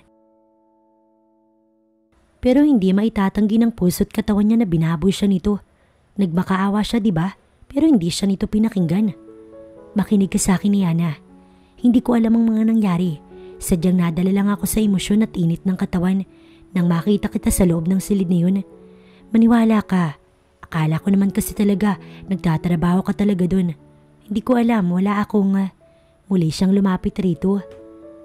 Ngunit muling itinaas nito ang palad at muli sanang sasampalin si Franz. Nang hawakan ni Franz ang kanyang pulsuhan. Itinaas muli ang kabilang palad, ngunit maagap ring kinabig at maras na hinawakan yun. Bitawan mo ko, Franz. Ano ba? Nagsusumigaw na kanyang usal. Tama na ang sampal niya na masakit na. Nakakadalawa ka na simula kaninang umaga. Huwag mo kong sagarin dahil kayang-kaya kong gumanti sa'yo. Halos magdaop ang ilong nila sa lapit ng mukha nila sa isa't isa. Napalunok si Niana. Muli ay dumagundong na naman ang puso niya. Napakalakas nun. Dalangin lamang niya. Hindi yun narinig ni Franz. Bakit? Di ba umiyak ako nun? Nagmamakaawa ako sa'yo, di ba? Sabi ko wag. Pero anong ginawa mo? Wala. Dahil sa bastos ka. Wala kang kaluluwa. Wala kang puso. Kinasusuklaman kita, Franz. Natahimik siya nang siilin ng marahas na halik ni Franz ang kanyang labi. Iniwas niya, ngunit kinagat ng binata ang ibabang labi niya. Napapikit siya dahil sa kirot nun. Nalasahan pa niya ang dugo mula sa labi niya na mukhang nasugatan. Bumitaw si Franz at siya'y pinakatitigan at nagulat pa siya sa sumunod na ginawa nito. Muli kasi siya nitong hinalikan at sinipsip ang gilid ng labi niya na may sugat. I'm sorry, saktan mo ko kung gusto mo. Basta akin ka lang simula ngayon. Nito, hindi na siya nakapagsalita pa dahil sa pagkabigla sa mga nangyayaring to. Anak, siya ba yung sinasabi mong si Franz na tumulong kay Ven kagabi? Kaibigan mo ba siya, anak? Bagong dating lamang ang ina niya. Magandang umaga po. Ako po si Franz Quintana. Ngiting wika nito. Ano ka ni Niana, iho? Mukhang taga Maynila ka, ano? Oo, nay, pero hindi ko po kaibigan yan. Wala lang po yan. Hayaan mo na po siya. Napabuga pa siya ng hangin dahil kagabi pa kasi niya ito pinapaalis. Ayaw man lang siyang lubayan. Oo, malaki yung pasasalamat niya sa binata dahil sa pagtulong dito sa anak niya pero hanggang doon lamang yun. Niana, ayusin mo nga yung pananalita mo. Hindi ka naman ganyan kung magsalita nun na. Naapektuhan na ba ng dengue yung utak mo? Napabusangot siya. Pasimple din niyang tinignan si Franz na abala sa cellphone. May ka-text ito dun. Nakangisi ito. Hindi niya alam kung siya ang tinatawanan nito o ang ka-text nito. Pero naiirita pa rin talaga siya. O, gising na si Venven namin. Magandang umaga, apo. Okay na ba ang pakiramdam mo, ha? Nakangiti ang bata ng buhatin ito ng lola. Doon lang siya nagbawi ng mata nang tumingin si Franz sa bahagi nila bago tumayo. Franz, iho, maraming salamat nga pala sa pagbibigay mo ng dugo sa apo ko, ha. Napakalaking tulong nun sa pag-recover ni Benben sa dengue. Ngumiti ito at nakita niya yun. Ayos lang po iyon, ma'am. Ay sus, ma'am talaga? Nanay na lang, iho. Wag na, ma'am, hindi bagay sa akin. Pang mga donya lang yan. Sila'y nagtawanan. Kinuha ni Franz ang bata at iyon ay binuhat. Kita ang saya sa mga mata nito. Tila ngayon lamang kasi ito nakahawak ng bata. Para kasing natatakot pa ito sa klase ng paghawak niya kay Venven. Tuwang-tuwa naman ang baby sa may buhat rito. Parang alam ng baby kung sino yung humahawak sa kanya. Mukhang gusto ka ni baby Venven, iho, no? At magkamukha kayo, oh. Tumingin ang ina niya sa bata at sa baby na hawak nito. Palipat-lipat ang mga mata nito sa dalawa. Abay, oo nga. Talagang magkamukha kayo ni Venven. Hindi sana magsasalita si Franz, ngunit tila nakakahalata na ang ina ni Niana. Nay, ano ho kasi, ang totoo niyan. Nay, pwede po bang bumili po muna kayo ng lugaw sa labas? Gusto kasi yun ni Venven. Pagputol niya sa sasabihin ng binata. Sige anak. Bumaling ito kay Franz. Saglit lang, iho. Nakangiting usal nito. Mabait si Ellen at maamo rin ang mukha nito kahit nasa 65 na yung edad. Paglabas ng nanay niya, inagaw niya si Venven sa binata. Hinablot niya yun kaya umiyak ito. Niana, ano ba? Ingatan mo naman ang bata.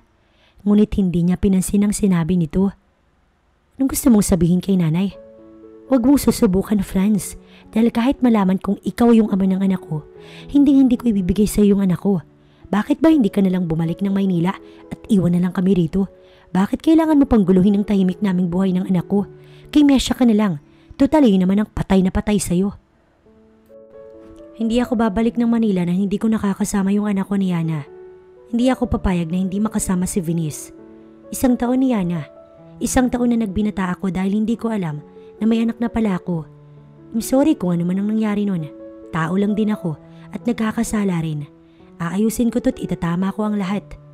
Ano? Itatama? Walang tama, Franz. Walang ibang tama kundi yung hayaan mo ko at ang anak ko na mamuhay nang hindi ka kasama. Kaya pwede ba, Franz? Umalis ka na. Bumukas ang pinto't niluwanon si Ellen. Nabitiwan pa nito ang 2 plastic na may lamang lugaw. Anong ibig sabihin nito ni Yana? Ano yung narinig kong yun? Malumanin nitong sabi. Nay, narinig niyo po. Oo, narinig ko. Si Franz ang ama ni Venice? Opo, Nay. Si Franz ang sumagot at nagsimulang magpaliwanag sa lahat simula sa umpisa hanggang sa ngayon. Hindi ito makapaniwala at napanganga na lamang. Kung ganun, kailangan niyo maikasalagad sa lalong madaling panahon. Matigas na wika ng ina niya. Pero Nay, 1 linggo ang itinagal nila ni Yana sa hospital at 1 linggo ring naroon si Franz upang umalalay sa lahat ng bagay. Ito ang nagbayad ng mga bayarin at gasto sa baby nila ni Yana.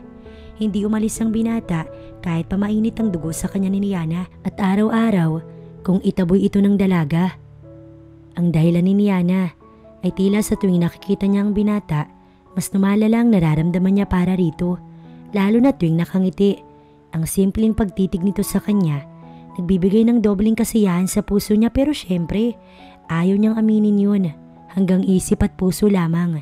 Franz, kailangan naming makausap ang pamilya mo.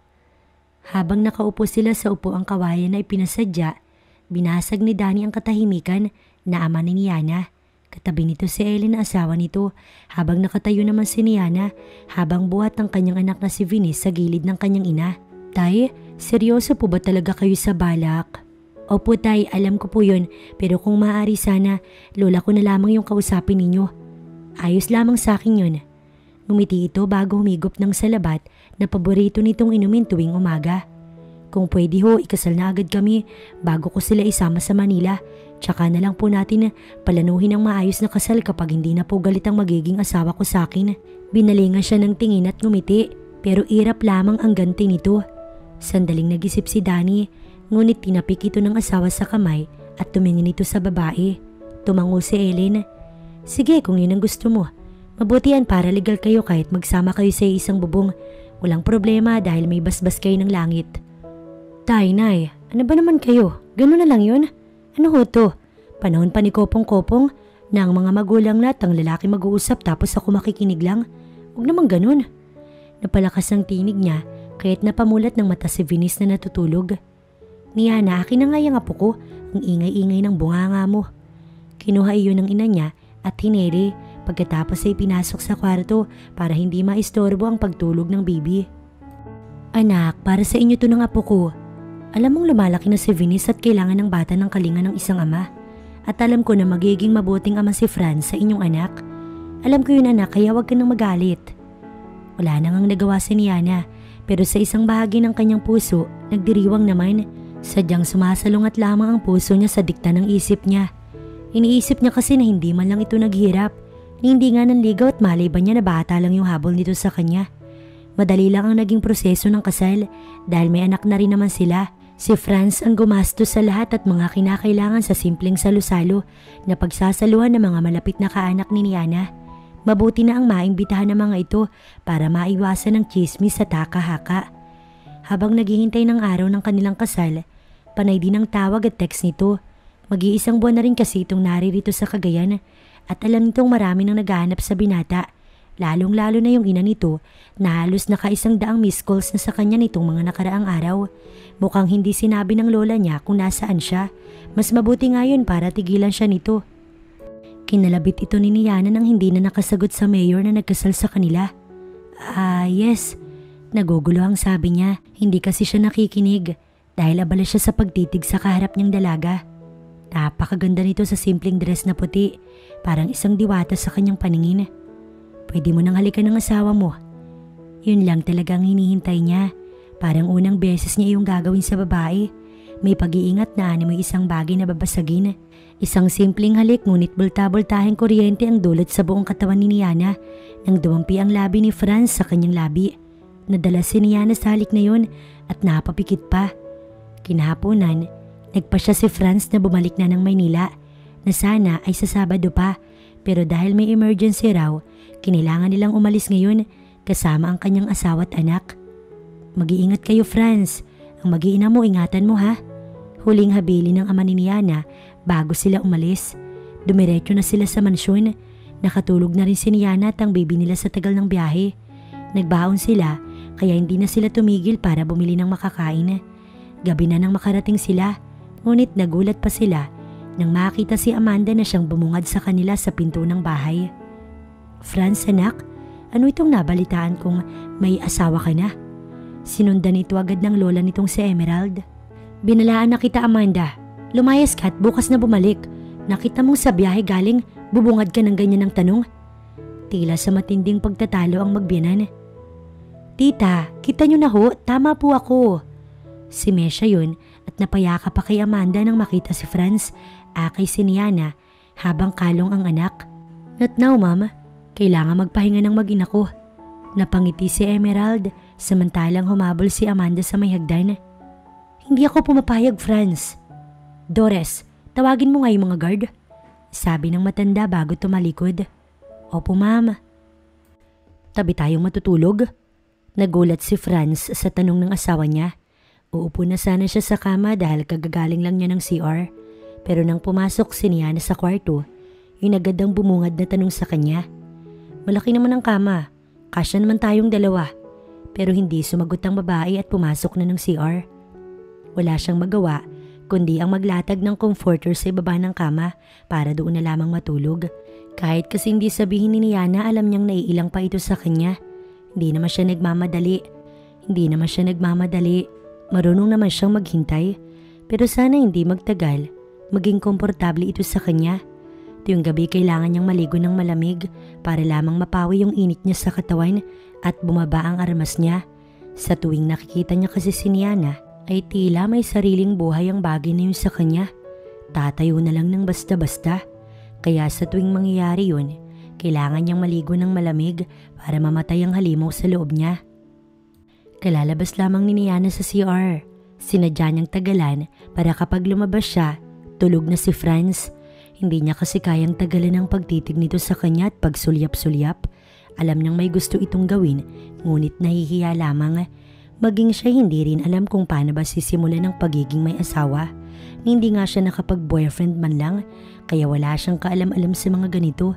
Nagkaka-ideya lang siya sa mga nobelang nababasa at mga napapanood sa TV. Pero kung tatanungin siya kung nakaranas na siya nun, oo, isang beses. Yun nga lang ay hindi magandang pangyayari. Nagulat pa siya nang mabungaran si Franz habang nasa ibaba at nakatagilid. Hindi na ito gumagalaw, mukhang tulog na.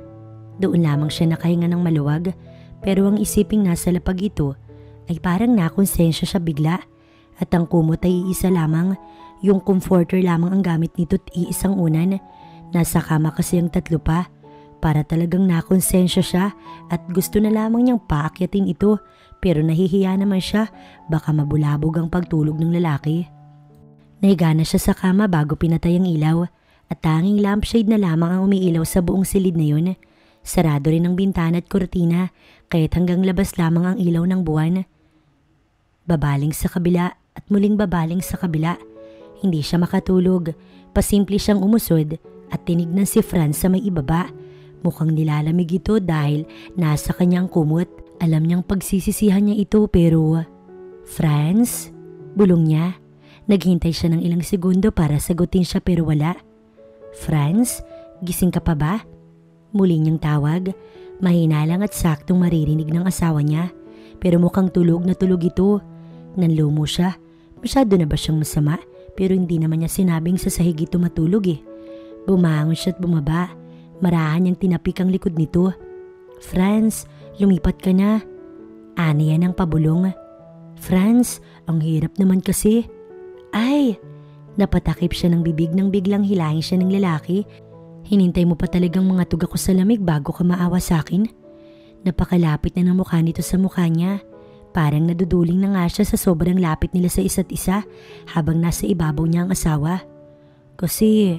Ngunit hindi niya na naituloy ang sasabihin nang maagap na sakupin ni Franz sa mga labi niya. Ramdam niya ang pag-iingat sa galaw ng labi nito, dahilan para madala siya. Napapikit si Niana habang sakop ni Franz ang labi niya at ang mga kamay nito ramdam niya. Pero tumigil ito tumitig sa kanya, tila humihingi ng permiso. Ano bang dapat niyang isagot? Siguro naman ay ayos lang dahil mag-asawa naman sila. Ngumiti siya, hudyat iyon, para muling sakupin ni Franz ang kanyang labi. Ito na ba ang apo ko? Masayang-masaya ang matanda habang buhat-buhat si Venice. Kanina pa ito ngunit hindi man lang nagsasawa. Panay din kasi ang tawa ng baby habang kalong niya. Marunong nang maglakad si Venice ngunit kadalasan binubuhat ni Niana. Ganda-ganda ni Venice, manang-mana sa'yo Niana. Alam lahat ng matanda at walang kahit nakatiting na pagtutol sa desisyon ng mga ito. Masayang-masaya nga ito dahil may anak na daw agad si Franz na kitagal nitong pinapangarap. Alam din ni Emerald ang tungkol sa club at nangyari kay Niana. Si Franz ang nagsabi. Salamat po la. Habang lumilipas ang araw, unti-unti na rin siyang nasasanay sa hindi siya gumagawa sa bahay. Pero tumutulong siya sa mga pagluluto at paglilinis sa tuwing nababagot siya. Ayaw sana ng matanda ngunit iyon kasi ang nais niya. Isa pa, may sariling yaya si Venice, may private nurse din ito. Pero kahit ganun, hindi pa rin niya pinapaubaya sa kanila ang pag-aalaga kay Venice dahil nasanay kasi siya na siya lamang ang gumagawa ng lahat nun. Teka nga iha, gusto mo bang ibili natin ng bagong mga gamit si Venice? Pero la, kahapon lang po bumili rin po kayo. Tumawa lang ang matanda. Hayaan mo na ako, ito lang yung kasiyahan ko eh.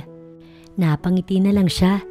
Wala si Franz dahil sa isang buwang wala siya, napakarami niya nang naiwang trabaho. Kung minsan mag-uumaga na'y wala pa ito at sa bawat araw na hindi niya ito nakikita, parang namimiss niya talaga ang asawa. Nung huli kasing nagkasabay sila sa pagtulog ay noong nakaraang 3 gabi pa. Ayaw man niyang aminin, halatang namimiss na talaga niya ito. Tuwing umaga, hindi na rin niya ito naaabutan. Maaga nga alis at gabing-gabi rin kung uuwi. Apo, ayos ka lang ba? Mukhang malalim ang iyong iniisip ha. Tanong ng matanda. Ha, opo la, ayos lang naman po ako. Mas mabuti pa siguro, ipagluto mo yung asawa mo ng lunch at dalhan mo para naman mapawi ang nararamdaman mo. Napayuko siya. Ano ba itong lola ng asawa niya? Manghuhula? Hindi na la. Ay sus, wag ka nang tumanggi. Alam ko na yan, ganyan na ganyan din ako noon sa asawa ko. Kung sana hindi lamang ito kinuha sa akin ng maaga. Bumuntong hininga ang babae, ramdam niya ang pangungulila sa puso nito. Natigilan siya nang tumunog ang kanyang cellphone. Nang tignan niya, bumungad ang mensahe ni Franz. Hi honey, I miss you so much. Have a nice day, sorry ha, di na kita ginising kanina. Alam kong pagod ka kay Venice, susubukan kong umuwi ng maaga. Napangiti siya sa text na yun. O sige na, bago pa matunaw ang cellphone mo sa kakatitig mo riyan. Nahiya tuloy siya. Humalik muna siya sa kanyang anak bago tumayo upang pumunta sa kusina. 10 a.m. pa lang kaya't may oras pa siyang magluto ng paboritong ulam ng asawa. Sinigang na baboy sa sampalok at pritong tilapia na may kalamansi.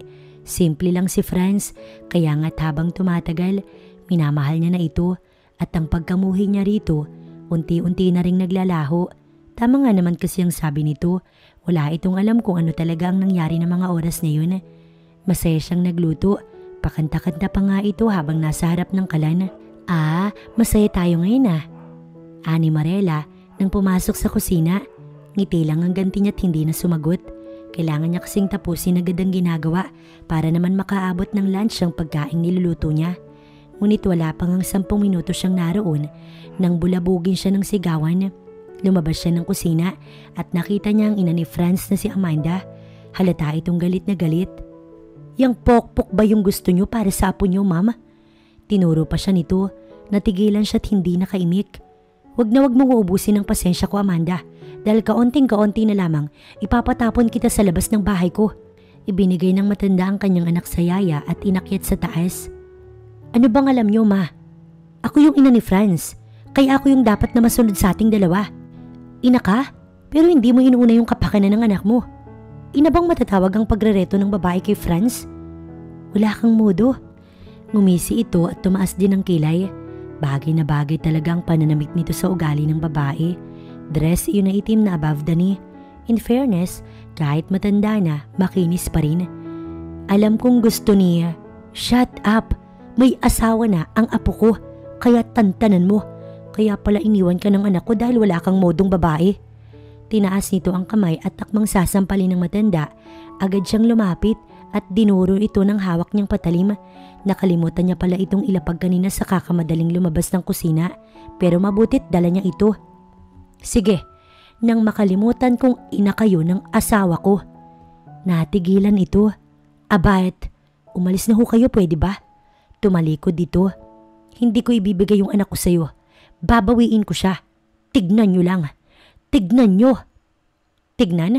Di tignan natin. Hiyaw pa ng matanda sa papalayong babae. Abala si Franz sa trabaho ng umagang yun.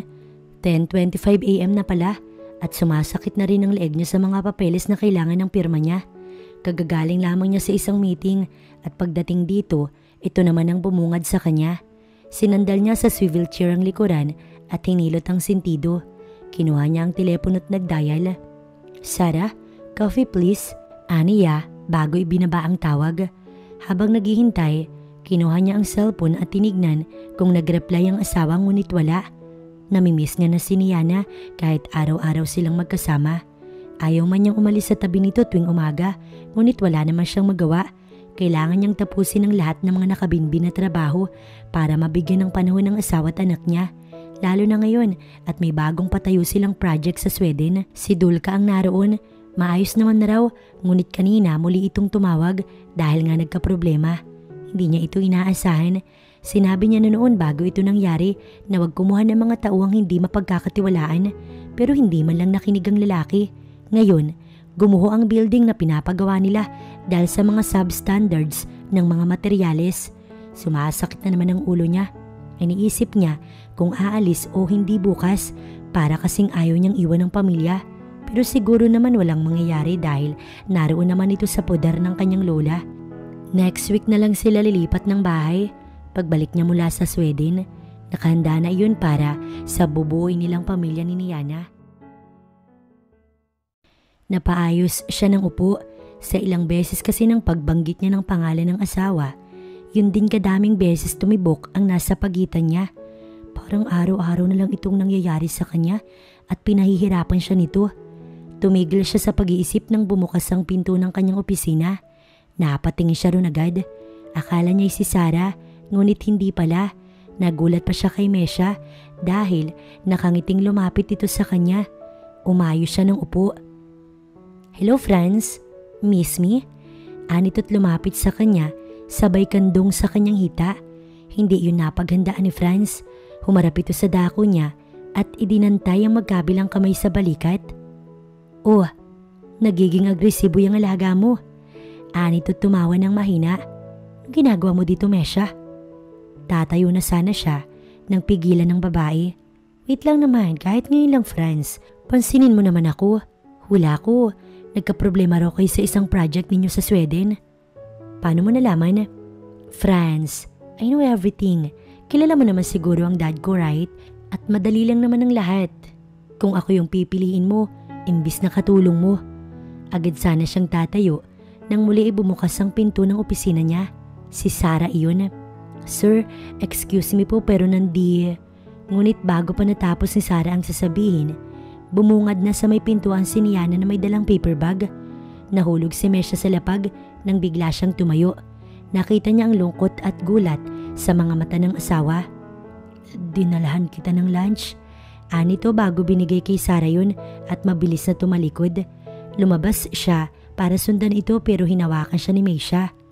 Hayaan mo na siya, Franz. Lumayas ka, Mesha. Baka hindi kita matansya at makalimutan kong babae ka. Madiing wika niya bago hinabol ang asawa. Lakad takbo ang ginawa ni Niana habang nasa pasilyo ng gusali. Patuloy pa rin sa pag-agos ang luha niya.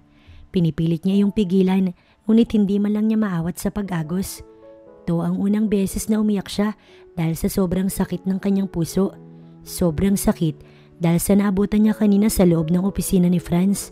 Mukhang mali yata na pumunta pa siya rito para dalawin, makita at dalhan ng lunch ang kanyang asawa. Ganito naman talagang nangyayari sa mga nagmamahal. Oo, inaamin niya. Mahal niya na si Franz at hindi siguro mali yun, hindi ba? Isa pa, asawa niya ito at ama ng anak niya. Pero sa pagkakataong to at sa mga nasaksihan niya, ay tila nagbago ang pagkakilala niya sa asawa. Hindi pa nga ba niya lubos na kilala si Franz o sadyang umasa lamang siya na totoo talaga siya nitong mahal? Mahal nga ba talaga siya? Tila yata hanggang ngayon mahilig pa rin talaga ito sa babae kahit na ibinigay niya na ang lahat rito. Wala nang natira sa kanya dahil lahat kinuha ni Franz. Binigay niya naman dahil yun talagang nararapat sa mag-asawa pero sa mga nakikita mukhang nagkamali siya. Mabilis siyang lumabas ng gusali at pumara ng taxi. Mabuti na lamang at paglabas niya, may tumigil ng sasakyan sa harapan niya. Dali-dali siyang sumakay at patuloy na nagpupunas ng mga luha. Parang walang ampat ang pagtulo nun, walang katapusan at hindi matuyo-tuyo ang mga mata niya. O iha, nakabalik ka kaagad? Si Manang Doris ang nakasalubong niya sa may main door. Ngunit hindi siya sumagot at tuloy-tuloy lamang sa pag-akyat sa hagdan. Nagtaka naman ang matanda habang sinusundan ito ng tingin. Napailing-iling pa bago umalis. Pagpasok niya ng silid, diretso siyang sumampas sa kama at humagulgol ng humagulgol. Nilabas na ang sakit dahil kung hindi, baka mabaliw siya. Isa pa sumasakit ang dibdib niya sa tuwing nagpipigil, kaya para mawala ang sakit o mabawasan, sinigaw niya iyon sa ilalim ng unan. Hanggang sa nakatulog na siya nang hindi niya namamalayan. Nagising lamang siya ng maggagabi na. Mukhang madilim na sa labas. Nakabukas kasi ang bintana at nakahawi ang kortina. Ang malamig na hangin pumapasok mula ron. Agad siyang tumayo't sinara yun. Ramdam niya ang pamamaga ng mga mata niya. Matapos niyang isarado ang bintana, pumasok na siya ng CR. Maghihilamos na lamang siya. Nagbabaka sakaling mabawasan ang pamamaga ng mata dahil sa matindi niyang pag-iyak. Nagpalit din siya ng damit bago tinungo ang silid ni Venice. Ngunit sarado ang ilaw. Binuksan niya yun, ngunit wala roon ang baby. Nagtaka siya dahil dapat ngayong oras, nasa nursery na ito't naglalaro hanggang sa mapagod at makatulog. Lumabas siya ng kwarto at bumaba ng hagdan, ngunit napansin niya ang mga red petals na nagkalat. Nagtataka man, dumiretso pa rin siya sa paghakbang. Lola Emerald? Tawag niya sa matanda. Wala rin kasi ito sa silid niya kanina, ngunit walang sumasagot. Manang? Marela? Pero ni isa sa mga tinawag niya ay wala ron. Kinakabahan na siya hanggang sa labas ay may mga petal ng bulaklak. Sinundan niya lamang iyon hanggang sa garden at nang makarating doon, gulat ang tanging na mayani sa kanya nang makita si Franz na nakatayo sa gilid ng two-set table na ang ayos ay tila nasa isang mamahaling restaurant na sila lamang dalawa ang tanging customers. Si Franz ang nasa gitna ng garden habang nakatayo't hinihintay siya. May malamyos na musika siyang naririnig. Hindi alam kung saan yun nagmumula. Kanina pa niya hinahanap, ngunit hindi man lang niya mahagilap. Dahan-dahan siyang lumapit. Galit pa rin siya at hindi iyon mapapawi agad sa pakulong ito ni Franz. Nasaan si Venice? Pagmamaldita niya. Pwede bang mama? Franz, wala ako sa mood makipag-usap sa'yo.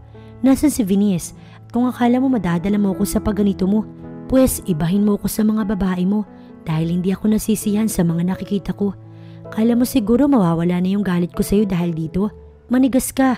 At isa pa, hindi niya na naituloy ang sasabihin dahil sinunggaban na siya ng halik sa labi ng kanyang asawa. Ilang segundo rin yun. Tinulak pa nga niya to pero mas lalo lamang nitong idiniin ang katawan sa katawan niya. Unti-unting nangihina ang kanyang mga tuhod dahil sa halik ni Franz.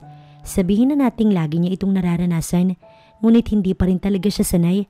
Parang ang galit niya, unti-unti nang napapalitan ng pananabik sa asawa. Kaya't bago pa mawala ang inis niya, malakas niya itong itinulak. I'm sorry honey, kung naabutan mo nga. Huwag mo nang ituloy Franz. Alam ko naman noon pa na babaero ka talaga. Kaya tama na. Kung gusto mo si Misha, bakit hindi ka na lang dun? Hindi ako namimilit kung ayaw mo sa akin, Franz. At hindi ko rin ipinagsisiksikan yung sarili ko sa taong hindi kayang makontento sa akin. Mas maaga mong sabihin, mas mainam para matapos na tong kahibangan na to. Hindi sumagot si Franz. Nakatitig lamang ito sa kanya. Ano, sumagot ka? Ngunit hindi ito nagsalita. Sige, mukhang nagdesisyon ka na. Akmang tatalikod siya nang magsalita si Franz. Alam ko na kahit ano yung sabihin ko, hindi ka maniniwala. Dahil bago pa man ako nakapagpaliwanag ng side ko, buo na yung konklusyon sa isip mo. Kaya para ano pa? Ang akin lang sana bago ka magalit. Alamin mo muna kung ano talagang nangyari. Sadyang naabutan mo lang kami ni Misha sa ganong ayos. Pero nakita mo ba't nalaman mo ba kung ilang segundo lamang ang itinagal nun? Di ako maghuhugas kamay. Alam ko may pagkakamali rin naman ako eh. Pero sana naman ni Yana, pagkatiwalaan mo naman ako kahit minsan lang. Nayuyukong usal nito. Tila sumikdo ang puso niya sa klase ng tinig ng kanyang asawa. Parang naaawa rin siya pero hindi talaga mawawala ang selos at galit na umuukulkil sa kanyang puso. Tao lang din siya at masakit na makita na may ibang babaeng kumakandong sa asawa niya. Nasaan si Venice? Pag-iiba niya sa paksa ng usapan. Sinama ni Lola. Anito na may kasamang buntong hininga. Saan? Hindi siya nito sinagot. Bagkus lumapit ito sa kanya at hinawakan siya sa kamay. Nagulat man, nagpaubaya na lamang siya. Inalalayan siya nito palapit sa lamesa sa unahan. Lahat ng paborito niyang pagkain ay narito at mukhang ang lahat ng yun ay talaga namang masasarap. Habang kumakain, pinagmamasdan lamang siya ni Franz. Nakapangalumbaba lang ito habang nakatitig sa kanya. Tumigil siya sa pagsubo. Kumain ka lang, ayoko magsalita dahil alam kong magagalit ka lang. Anito at ngumiti. Bigla tuloy naginit ang puso niya. Parang memoryado na talaga siya ng kanyang asawa. Ngunit dahil medyo nahihiya na siya, naghiwa siya ng steak at isinubo sa lalaki. Nagulat man, ngumanga naman ito ng nakangiti. Kumain ka na. Malumanay niyang sambit. Kahit galit siya, nanatili siyang kalmado dahil nasa harapan sila ng pagkain. Kahit kaunti, nabawasan naman ang galit niya sa asawa. Naisip rin kasi niya kung anong klaseng babae si Misha. Siguro kahit kaunti pwede rin naman niya itong pagkatiwalaan. May guyabano juice ba? Napatingin sa kanyang asawa. Sandali, magpapa. Ayoko, gusto ko ikaw ang kukuha. Napakamot ng batok ang lalaki pero tumayo naman ito at sinunod ang nais ni Yana. Ngunit pagtalikod niya, dumating naman si Amanda at Misha. Aba, magaling. May date pala kayo ng anak ko dito. How sweet naman. Pang-iinsulto nito. Ngumisi naman si Misha na nasa tabi ng babae. Tumayo si Yana at tumingin sa dako nila. Tita, mukhang gusto ka ulit takutin oh. Malanding sabi ni Misha. Hoy basura, iwan mo yung anak ko dahil hindi kayo bagay. Hindi ko pinangarap na maikasal sa isang pokpok na kagaya mo ang nag-iisang anak ko. Mama, ayoko po sana ng gulo eh. Kaya kung ayos lang sana, umalis na kayo. At isa pa ho, kasal na kami ni Franz kahit wala na ho kayong sinungaling. Lumapit itong bigla at siya itinulak. Dahilan yun para tumama ang likod niya sa lamesa. Natumba yun kaya't maging siya ay napaupo din. Buti nga sa'yo. Sana matauhan ka na niyan. Tatayo na sana siya nang maramdaman niyang may likidong dumadaloy sa hita niya patungo sa kanyang binti. Dugo, bulong niya habang nanginginig ang mga kamay. Unti-unti na rin siyang nangihina. Niana! At bago pa man siya nawala ng malay, narinig niya ang boses ni Franz. Pilitin mo mang lumayo at kalimutan ang mga nakaraan, hindi pa rin iyon mangyayari kapag tadhana na ang gumalaw. Sa dinami-rami kasi ng mapapasukan ni Niana, ang magiging boss niya ay si Franz Quintana pa na siyang naka one night stand niya noon sa isang club kung saan naloko siya ng isang recruiter. Akala kasi ng dalagi talagang magandang trabaho ang nag-aabang sa kanya, kagaya ng ipinangako ng kakilala niya. Ngunit pagdating sa Maynila ay sapilitan silang ipinasok sa isang club kung saan katawan ng puhunan para magkadatong. Pinilit niyang kalimutan ng lahat kahit na nagbunga ang isang gabing yun. Isang anghel ang dumating sa kanya at tinanggap niya iyon ng buong puso. Pero dahil lumalaki ng anak niya, kinakailangan niyang lumuwas ng Manila para magtrabaho.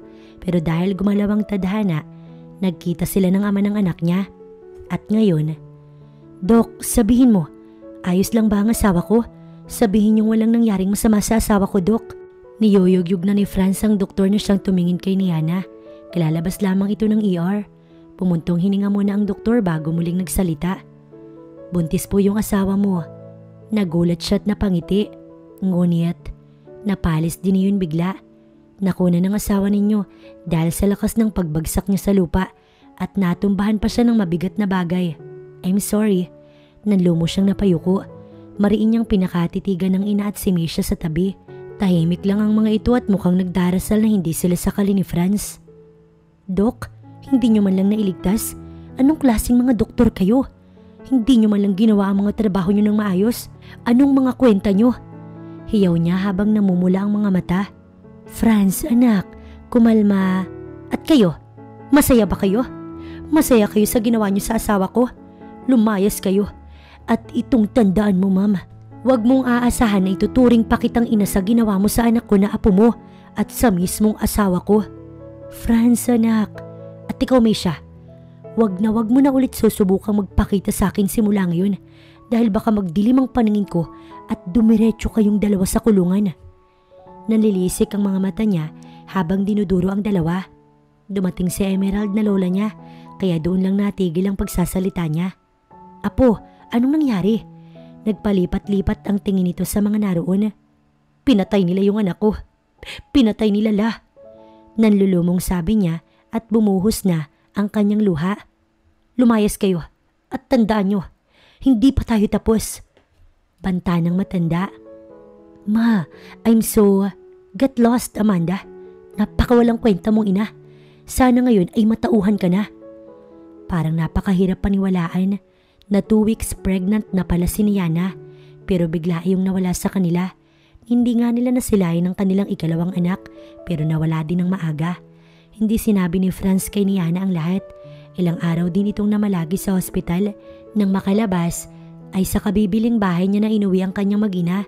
Mabuti doon at natitiyak niyang magiging ligtas ang pamilya.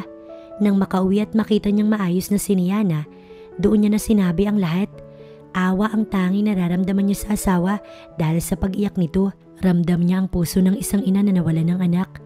Ilang araw at ilang linggo rin niyang dinamayan si Niana. Kahit maraming problema, hindi niya iniwan ng asawa. Naroon lamang siya sa tabi nito. Pansamantalang humahalili ang ama ni Franz na anak ni Emerald. Ito rin ang umayos ng lahat ng problema.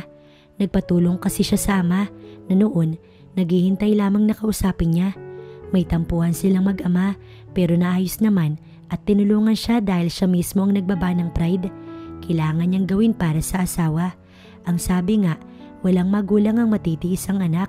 At tungkol kay Amanda, pansamantala itong umalis ng bansa. Siguro'y nakonsensya rin pero bago umalis, kinausap nito ang lola ni Franz. Humingi rin ito ng patawad. Hindi man ngayon pero siguro sa mga susunod na buwan, matututunan din itong mapatawad ni Niana. Nasa harap siya ng puntod ng anak, kakatapos lamang magsindi ng kandila. Ilang buwan na rin simula nang mawala ang baby angel nila. Mabuti na lang at naisipan ng asawa niyang si Franz na paggawa ng puntod at lapida ang anak nila.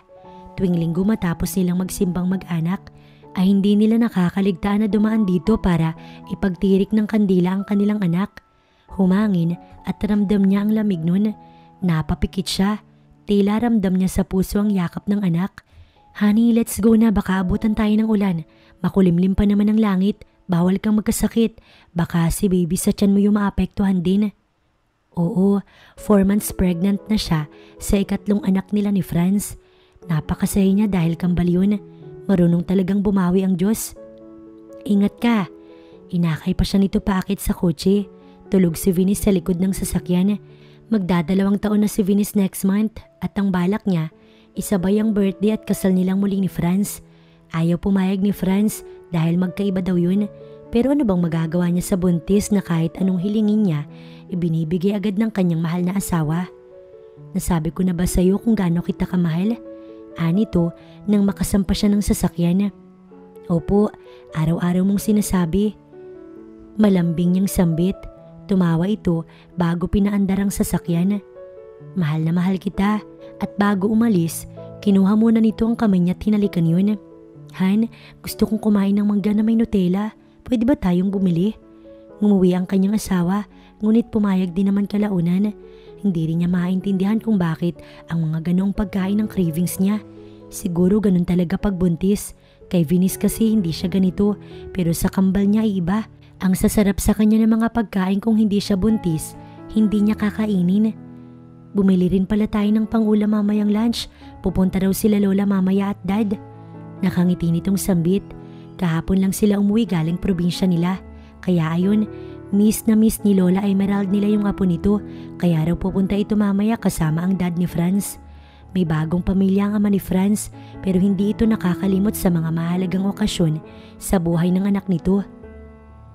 At tungkol kay Amanda, wala silang balita kung kamusta na ito sa ibang bansa. Napatawad naman niya na ito, at kung si Misha, mukhang tumigil na rin sa kahibangan at naghanap na ng iba. Masaya siya para rito kahit na wala na talagang kwenta yung ugali ng babaeng yun. Pero in fairness, humingi ito mismo ng sorry sa kanya. Tao lang din siya kaya kahit medyo labag sa loob niya, binigay niya ang kapatawaran para dito. Araw-araw ay mas napapamahal pa siya sa asawa. Mas dumoble kasi yung pag-aalaga nito sa kanya at pagiging sweet. Halos ayaw nga siyang pagtrabahuhin kahit maliit na gawain lamang.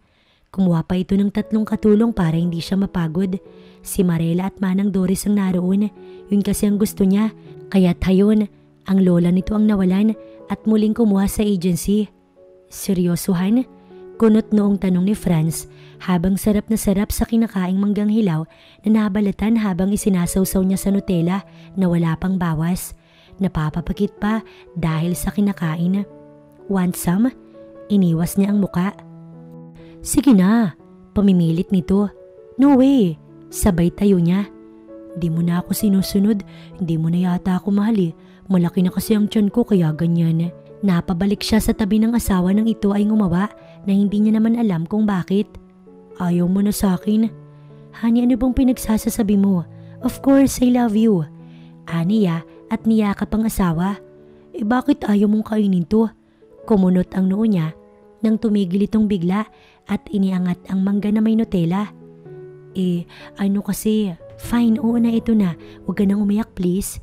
Kinuha niya iyon at tumingin muna kay Niana bago kinagat ang kalahati ng manggang hawak. Tila masusuka na siya pero pinilit niyang umiti kahit napakaasim na napakatamis na hindi mo maintindihan. O diba ang sarap?